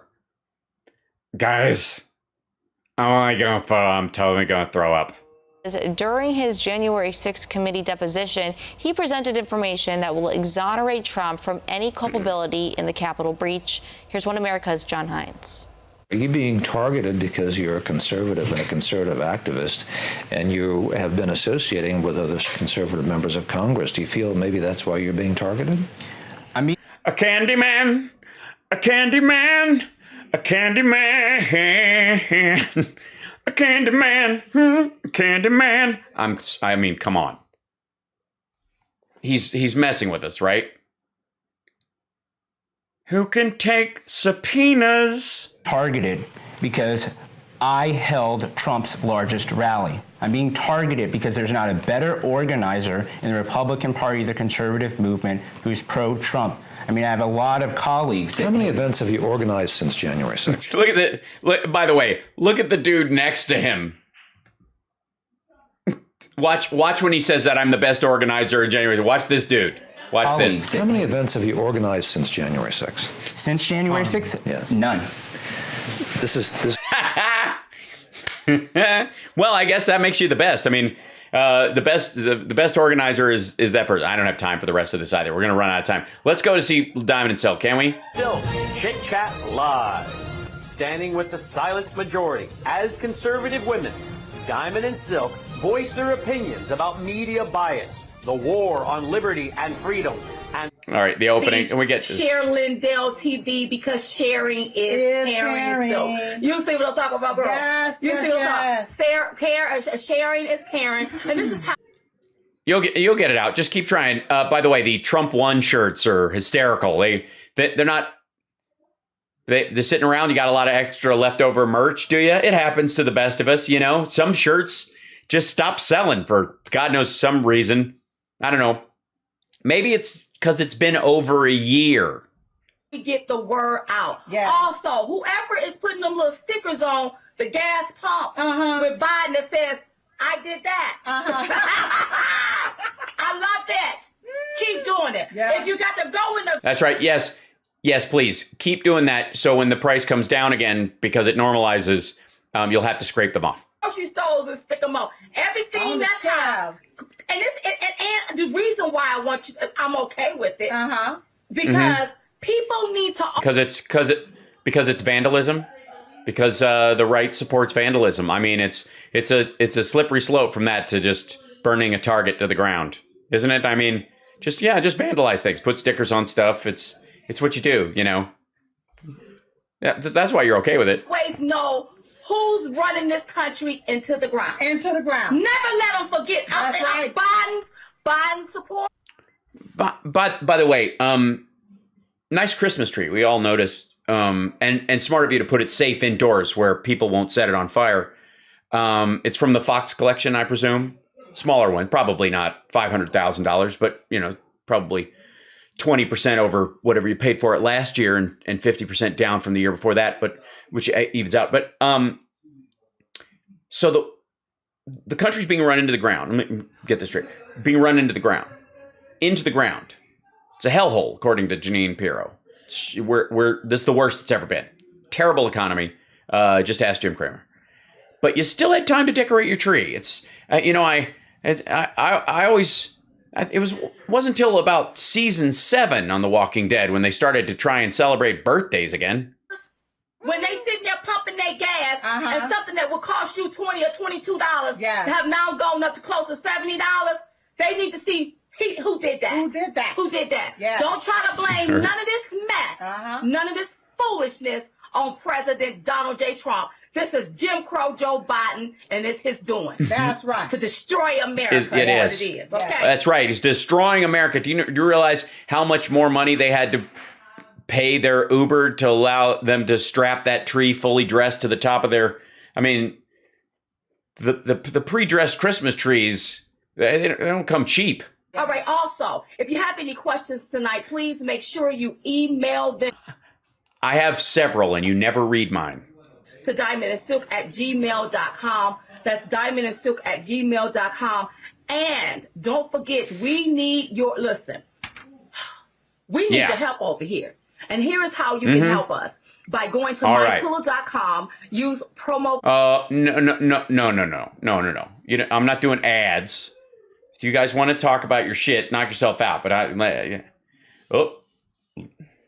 little day sipping. Also on Roku. Frank's Speech is also on Roku. So if you're in the kitchen and you may be cleaning some greens tonight or something, you can turn on the television and Yeah, if you're in the kitchen cleaning some greens as the country burns to the ground. I mean, I don't know why you're not just eating them raw. You're going to need all the calories in your body you can if you're going to wander the earth after the America, the greatest country on the planet, is obliterated and is turned into the Sahara Desert. I mean, honestly. Before we get started, I just want to make sure, because I know about a lot of people. You already started. Where can I get the T-shirt? You already started, and no one was asking that. We know where you can get it. You have stacks and stacks of them. Nobody's buying them. Get the T-shirt. You can get the T-shirt at diamondandsilkstore.com. Yeah. Okay. Yes. Through the Lindell store. Yeah. I'm sure you can get a pillowcase. And why are we doing ads? For all people. So whatever you do, make sure that you're inviting all people, not just. Okay. So what I'm hearing you say is that somebody wants to start a third party or another party. Somebody wants to start another party because you already got independent. That's right. Yeah, somebody besides the independent party. Please tell us about this third party you're talking about that everybody is going to be invited to, but only Republicans who are angry that Mitch McConnell's still a Republican will join. Right. So what you want to do is basically put a label on you. So what I'm hearing you say. Okay. Well, all we used to in this country is parties: Democrat, Republican, a party. Okay. That's what we're. Is this person, or do you? Well, you wouldn't know because. Well, let me ask the audience. And whoever wrote this email, is the person well known? Do anybody know who this person is? The person is no. I don't want to do no name dropping and no name calling. No. Because I don't want them to get. Some people don't like that third party thing, and I don't want nobody to get no kind of. Andrew Yang. That's who she's talking about. Okay. Because you're going to have some money. Well, you're going to have some money whenever you're dealing with Democrats and and the party and all of this stuff. Because they have read it to the point where it's going to be hard for you to break through their system as it pertains to starting a brand new party. Right. That's just how they have it fixed up and set up. And if it's going to be a third party, make sure it's a party that includes all and not leave out some. Yeah. Listen, that's right. The group, that's what you want to do. But if you can't bring them all. You don't have to tell me. I'm starting a new party, and it's called the Stroker. That's right. That's the party that I'm going to start. Hungo. The Hungo party is or the Stroker. The Stroker. Yeah, it's probably better for that. And the great thing about the Stroker party is that I had to beat off. Trump is going to have a hard time pushing back against us. In the fold, it's just going to be another party sitting out there. But to each his own, you all. Yeah. Just let it happen. Oh my God, this is so boring. God damn. All right, let's jump to I want to see if there is anything but book sales in this nonsense. Did Rob Schmidt have his head shrunk? What happened? All right. Oh. Appreciate you joining us on such short notice. And before we get to... Oh, believe me, he wasn't busy. This book and your tour and all the stuff you got going on, Yeah, the book and your tour. No. His dad's on the tour, and he's practically alone. Let's see. Trump O'Reilly tour. What's that? Let's see. News. That's not good. That's going to be a rough. This is the tour they're talking about.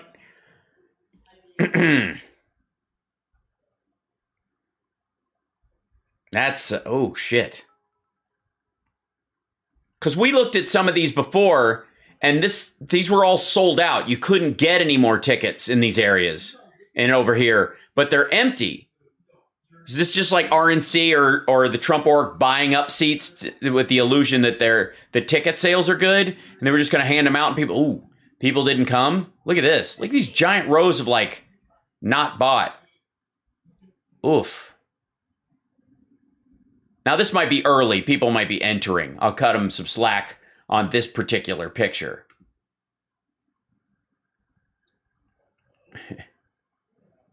Oi. Plenty of empty seats still. So this lady's taking pictures at this event. I'm very pleased to be at least open-minded that I listen to K95 says of journalists covering the Trump rally. Okay. Plenty of empty seats still. Okay, so this is later.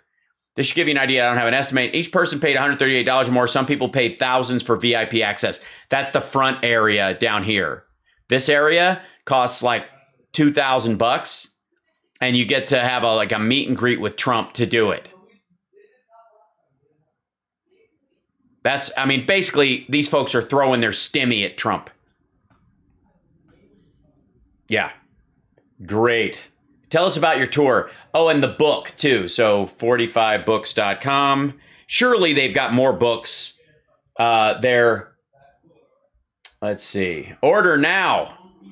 Trump will send you a Christmas card while you wait for the book to arrive in January 22. What?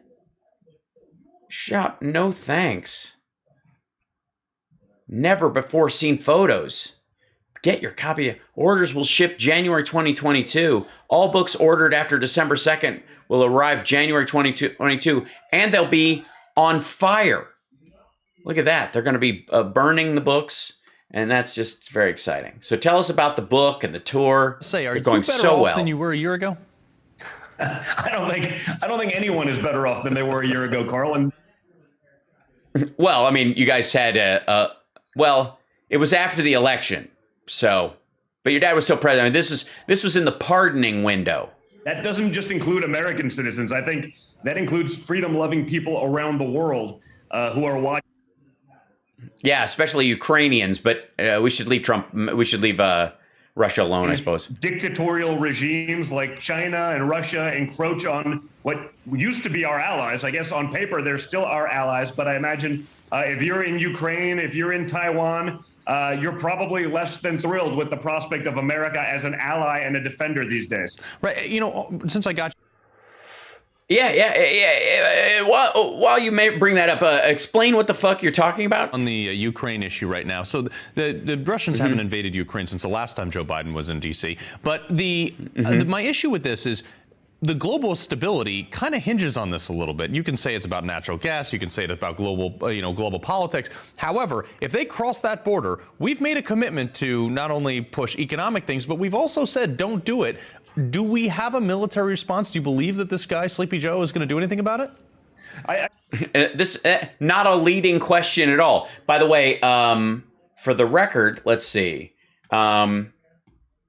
Ukraine, let's see, U.S. We just sent a secret congressional delegation that wasn't so secret.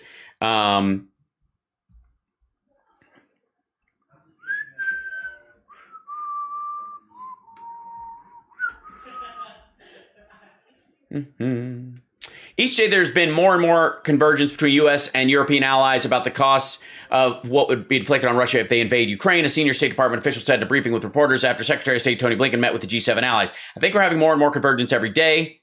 There's obviously technical work that needs to be done. It's a huge amount of convergence that will unfortunately be necessary if Russia decides to make that very bad choice. But yeah, now, I mean, we're probably retreating. That means we're retreating. That's retreating. Listen, I think all the stuff that I've been talking about for the last year.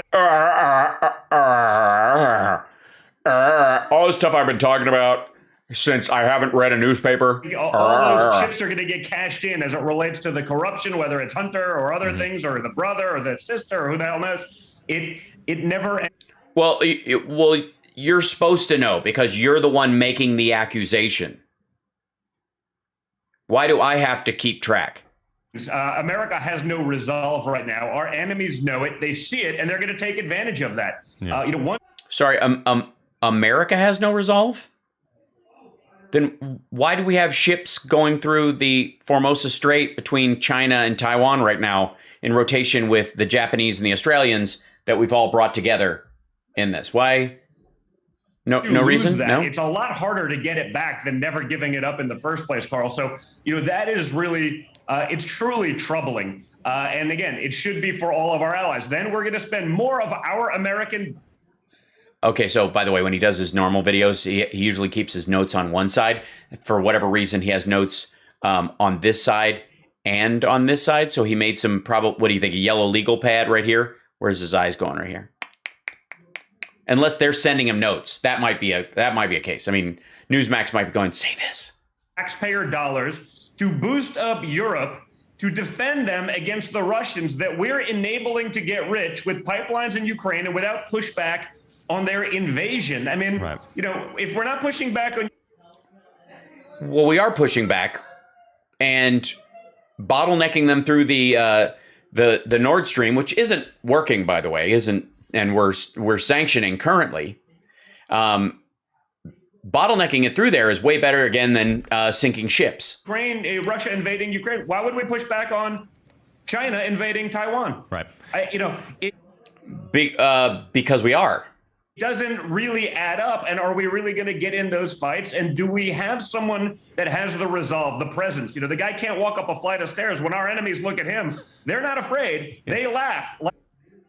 Yes, they laugh. They never laughed at Trump when he was in office. They never nothing he ever said was Legal. Yeah, look. Hydrosonic. I call it super duper. Voila. When they gaze upon Yosemite. Honestly, is there a difference in your mind between a stutter or waiting for a teleprompter to move and literally not knowing how to pronounce Yosemite? When they gaze upon Yosemite.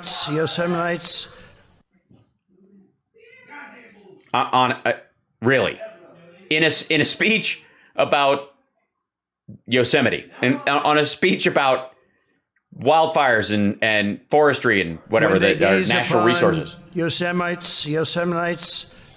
Mm-hmm. How about and it's I think the same one where he said, yeah, the trees explode. Also, I guess action replays in magnified fortune.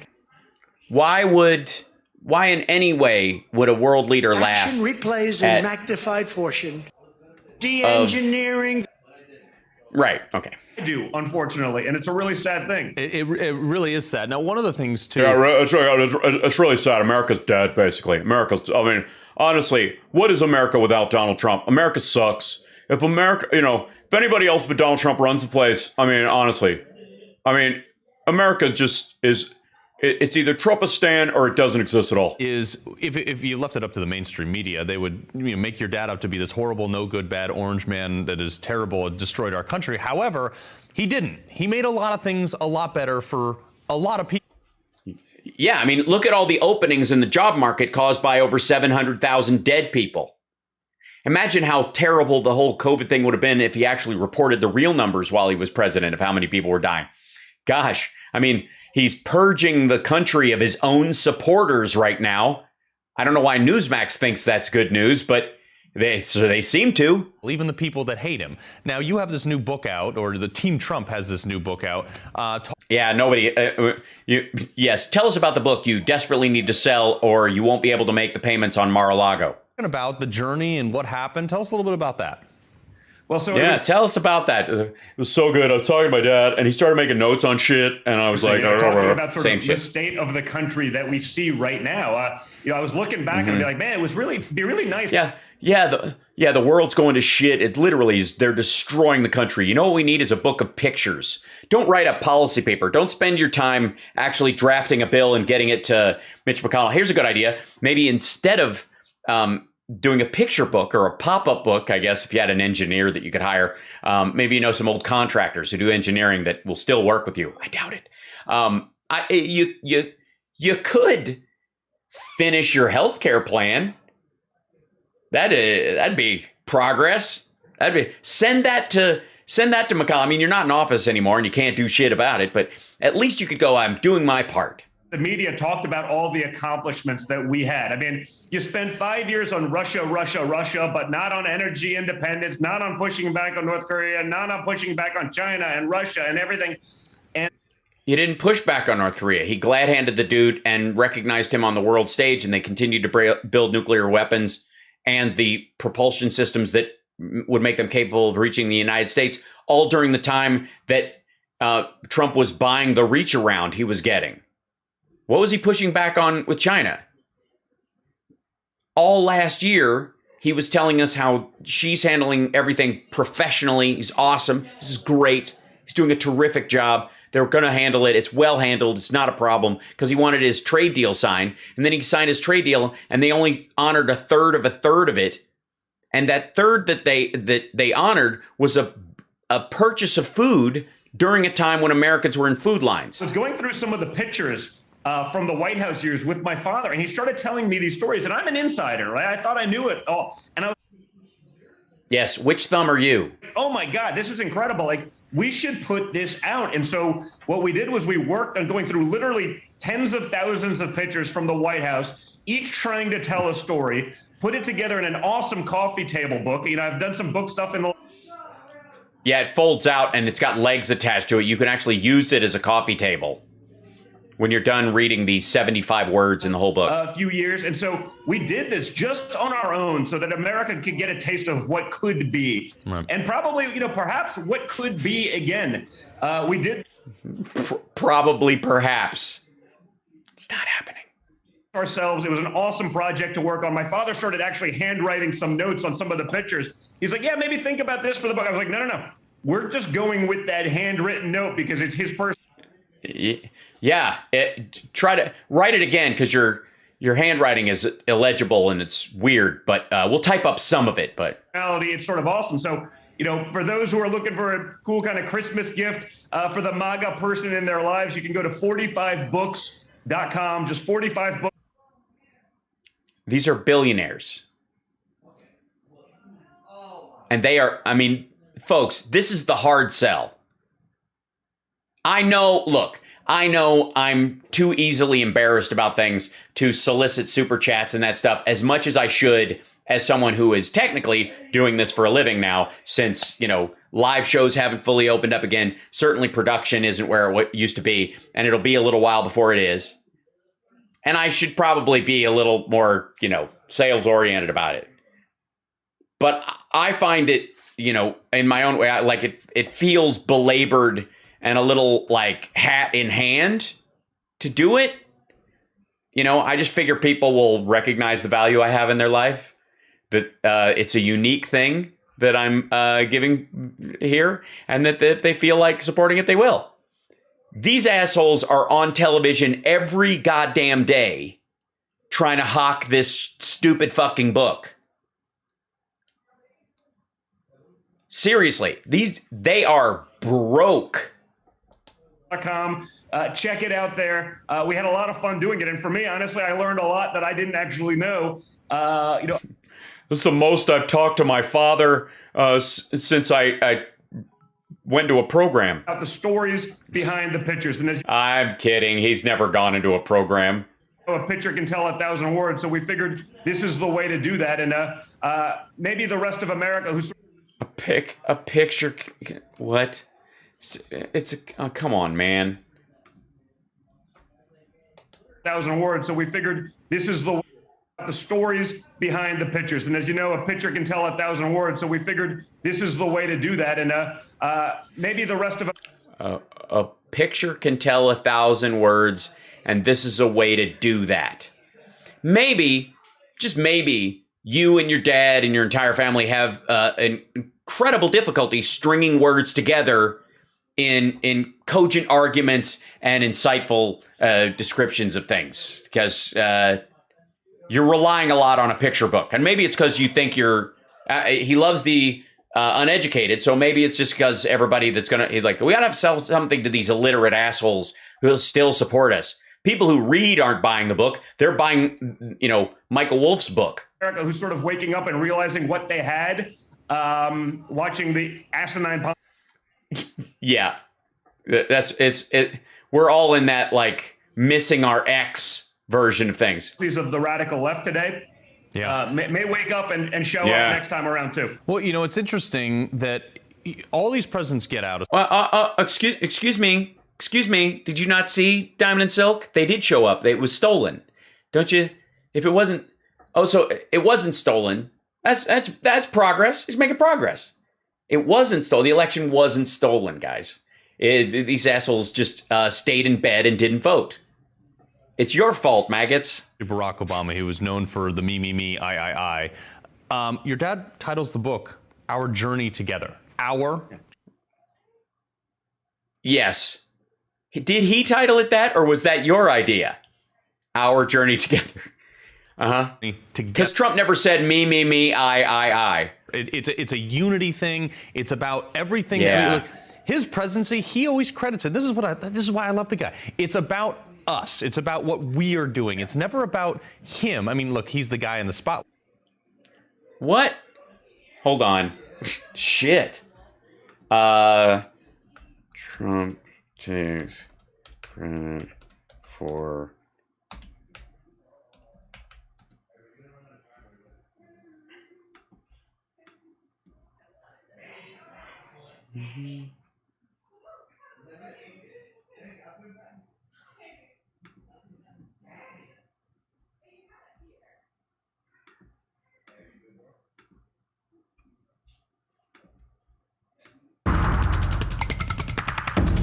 It was a whirlwind day for Trump. At 9 a.m., he announced we took out. And now keep going. And then the boos come in. And just watch him. That's, you know, it's. Then Trump turned to Melania and was like, hold on. Wait a minute. Abu! Hold on. Hold on. It passes to Hootie and the Blowfish. Where's the oh, that he died like a dog. That's where it was. That's the video I was looking for. That from that gathering. Let's see. Mashup Trump. Yeah. So this is the. By the way, when Obama went on TV to announce that they'd killed bin Laden, he spoke for 9.5 minutes. Trump yesterday was. The United States has conducted an operation that killed Osama bin Laden. Abu Bakr al-Baghdadi is dead. The United States launched a targeted operation against that compound. They did a lot of shooting, and they did a lot of blasting, even not going through the front door. You know, you think you go through the door. If you're a normal person, you say, knock, knock, may I come in? After a firefight, they killed Osama bin Laden and took custody of his body. He died like a dog. But his death does not mark the end of our effort. A beautiful dog. A talented dog. We give thanks for the men who carried out this operation. And I don't get any credit for this, but that's okay. I never do. But here we are. May God bless you. Yeah. And may God bless the United States of America. And I'm writing a book. I wrote 12 books. All did very well. So that one, yeah, they put that one together a while back. But his whole thing was like, I don't get credit for this. I'm not going to get credit for this. Out of his way to what? Does it? But at the same time, he wrote a book that folks like you and I are like, hey, yeah, you know, I was a part of that movement. I put the flag on my yard, the sticker. Hold on, asshole. He didn't write a book. This is a picture book. He made notes. They're selling it. They're selling autographed copies for $250. My car. I donated the $5 to his campaign, you know, which was as much as I. Yes, you're a sucker. Wait a minute. As much as he what? Hold on. Hold on. Are we about to find some insider info on, get some insider info on the pay scale at Newsmax? Yard, the sticker on my car. I donated the $5 to his campaign, you know, which was as much as I could afford on my fixed income or something. Like, he is, I mean, the Newsmax hosts are on a fixed income. That explains a lot of their anger, I think. Is a revelation of how much of the by and for the people he was. 100%. Yeah. And that's what it always was. Yeah, 100%. Yeah, 100%. He was totally for the people. That's why he was like, I don't want, there's 64 Americans on that boat and they might have COVID, but I don't want to bring them on shore because that'll fuck with my numbers. I promise you. He had a pretty good life prior to politics. He wanted for nothing. He wanted for nothing. Well, certainly in terms of loans, he never had to pay back. And he knew it. I always told the story of my first book when I did Triggered. It was the story of going down in the elevator back on June 16, 2015, which was when he looked me in the eyes and he just. Oh, sorry. Yeah. And now we find out who our real friends are, Carl, because he knew. Oh, right. He knew that people would turn on a dime. They would just disavow within. Well, that's because he has no friends. He never did. I mean, everybody was going to have their hand out, and he's used to being the one with his hand out, and he hates anybody else asking him for anything, and he won't part with anything. He lies about his charities, and as does your brother. I don't know that he ever had one. I mean, it's fucking ridiculous. Seconds and get away from it, and he did it anyway. And I think that really talks about the resolve. Yeah, he did it anyways. It was, running for president, when you're that in debt. That Joe Biden lacks, that's resolve, right? Understanding that your really good life is going to become really uncomfortable. They're going to go after you, your family, this for 4 years, as they did. And he did it anyway. And I think, that's. And I think the one thing we've learned at Newsmax is that it's terrible when people go after the family members of the president. It's just wrong. And I think that's the thing our lesson was. It was all it was about. I promise you, he didn't need that job. Mm-hmm. He didn't need it. Yeah, he did. And the headaches and the ongoing headaches that still come. Well, by the way, he didn't know that was part of it. And he didn't, once he won, he was like, fuck, I won. You could see it on his face the night of the election in 2016. From it every day. And the lawsuits and the January 6th hoax nonsense and everything else that's going on. The hoax nonsense.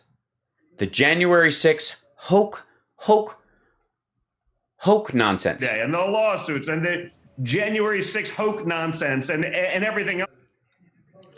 By the way, if Joe Biden said January 6th hoax nonsense, Newsmax and Fox News, and especially Judge Jeanine and Tucker Carlson and this prick, whoever he is, would be doing videos on even Biden doesn't know what a hoax is. That's going on. I mean, it will never end. And he knew all this stuff was, going in and did it anyway. And so it really was our journey. Because he couldn't back out. It was a publicity stunt, and he got stuck because the Republican Party was on its way to tourniqueting itself from what it used to be. Yeah, they're in, when I'm looking at sort of the Republicans, I'm looking at the people who can do something. Like, as an American, I just hope he does it again. Because I think this. Yeah, as an American, because I'm doing shit right now I'm going to need a pardon for. Even those who were perhaps swayed by the, $1 trillion big tech influence and $1 trillion arm of the Democrat Party, I think even those people are waking up. I'm watching the media be like, man, you know what? They're trying to make. Hold on, my screen froze for a second. What happened there? What's going on? All right, there we go. It froze up for a second. I had to jump pages.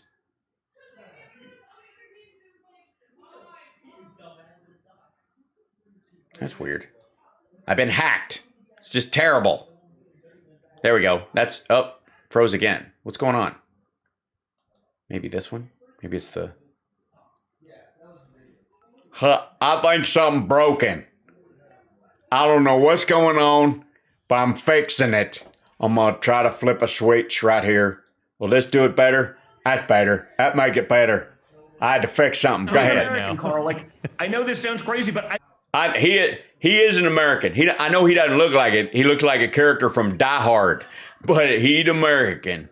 That other guy, I'm not sure either. He looks like one of them Roskies back in the 80s. He used to dress like us. Joe Biden did an amazing job. I think if he did nothing, it would have been fine. If he did nothing. Yeah. But these radical. Yeah. If he just did nothing, let Russia take Ukraine, let China take Taiwan. Don't get together with allies. None of that shit. Just go do Christmas decorations, especially like the blood red ones that your stepmom did. Policies. I mean, they're defending pedophiles and calling them heroes. Like mainstream Democrats, not just lunatics. Mainstream Democrats, they're doing what? When did they start supporting Matt Gaetz? We might have to come on the team. Hold on. Is that happening? Are they running Matt Gaetz as a Democrat? Mainstream Democrats who have become lunatics. I'm looking at that and saying, man, all he had to do was nothing. Excuse me. All mainstream Democrats are lunatics. Okay? Always have been. All right? That's how you get in. That's part. They got that party placeholder, plat something. You can do that, yeah. I want America to succeed. I want it to succeed. He does. No, come on. He wants America to secede from itself. All he had to do was nothing. I want America to succeed. That's right. Who doesn't want America to secede? The Southwest will rise again right after the Northeast. From the north, the Southwest Airlines will rise again. To succeed, even if it's under Joe Biden. But with the policies that they're putting into place, I don't see how that is possible until you get rid of this garbage, until you get a clean slate. Hey, lowrider Sky, look, I got problems, you got problems, we all got problems. I'm just telling the truth, okay? And get rid of the lunatics. The left, they used to have. I don't know. I would not get rid of the lunatics. They're a lot of fun. I got this buddy, Charlie. We hang out a lot of times, whatever. And he makes the best toilet wine you have ever had in your life. 6 years in the pen, and everybody said he didn't learn shit. Wrong. Reasonable Democrats. There are still probably voting moderate Democrats. The problem is there's just no moderate Democrats representing them in Congress, in the Senate, in the. No, not at all, man. Every single one of them is a case of Corona, whatever her name is. White House or on your local school boards based on all of the craziness that we're seeing. Yeah, that's right. All you got to do is look at one school board and just understand the whole nation is exactly like that. Everybody crazy. Right. The moderate Democrat doesn't have a place in elected office, even if there's plenty of maybe. Thank God. We finally broomed that crowd, man, trying to govern or some shit. Democrats left. So hopefully those people have seen that. Hopefully they wake up. Hopefully they come over and start putting their children's future, our country's future first. Yeah, and our gas prices. So you're going to be with your dad. Yes, put our children's gas prices first. That's the most important thing. I'm going to put my gas prices first right now. Oh, boy. That was... Oh, you can keep the change. In like a minute. How's he doing out of office? I mean, it looks like he's getting young. Please tell me he's doing better. He does. He looks younger and thinner. He doesn't look frail and weak. He's not getting skinny like old people do. He's getting skinny like strong people do. Is that possible? Yeah, you know what? Yeah, no one's ever accused him of being low energy, right? If you're low energy in our family, you're out. Right? No, yeah, that's right. I think it's the cocaine. Exclamation point. Yeah, exactly. If you got low energy in that family, you have to go buy the next rail. That's right. That's how we do it. Next 8 ball. The 8 ball is on you. It's a little different. So no, he's doing great. I spent 7 hours with him yesterday doing some stuff as it relates to, the book, our journey together, as it relates to. He looks great right there. He looks real happy. It's an old photo, but that he continues to do politically. Wait a minute. Is the stuff he's continuing to do politically include being on White House grounds? Is he over there right now with Q? Are they releasing the children from the dungeons underneath there? He's still president, isn't he? So the country's going to hell because of the policies of Joe Biden, but Donald Trump is carrying him out. Still president. He's been doing great, but again, as an American, I think he's watching what's going on in total disgust. Yeah, I'm sure. Again, the only place I've ever. Yeah, nothing's more patriotic than being disgusted at America. Joe Biden overperform is I thought it would take him much, much longer to actually destroy America, and he's done it an incredible job. Hey, it's Sleepy Joe is got more energy when it comes to destroying America than Trump did. Ultimately, that's amazing. How do they even do that? That's incredible. It's so sad. I've heard that there are days when Trump doesn't even have the energy to try and fuck a flag. Of taking us down in less than 11 months.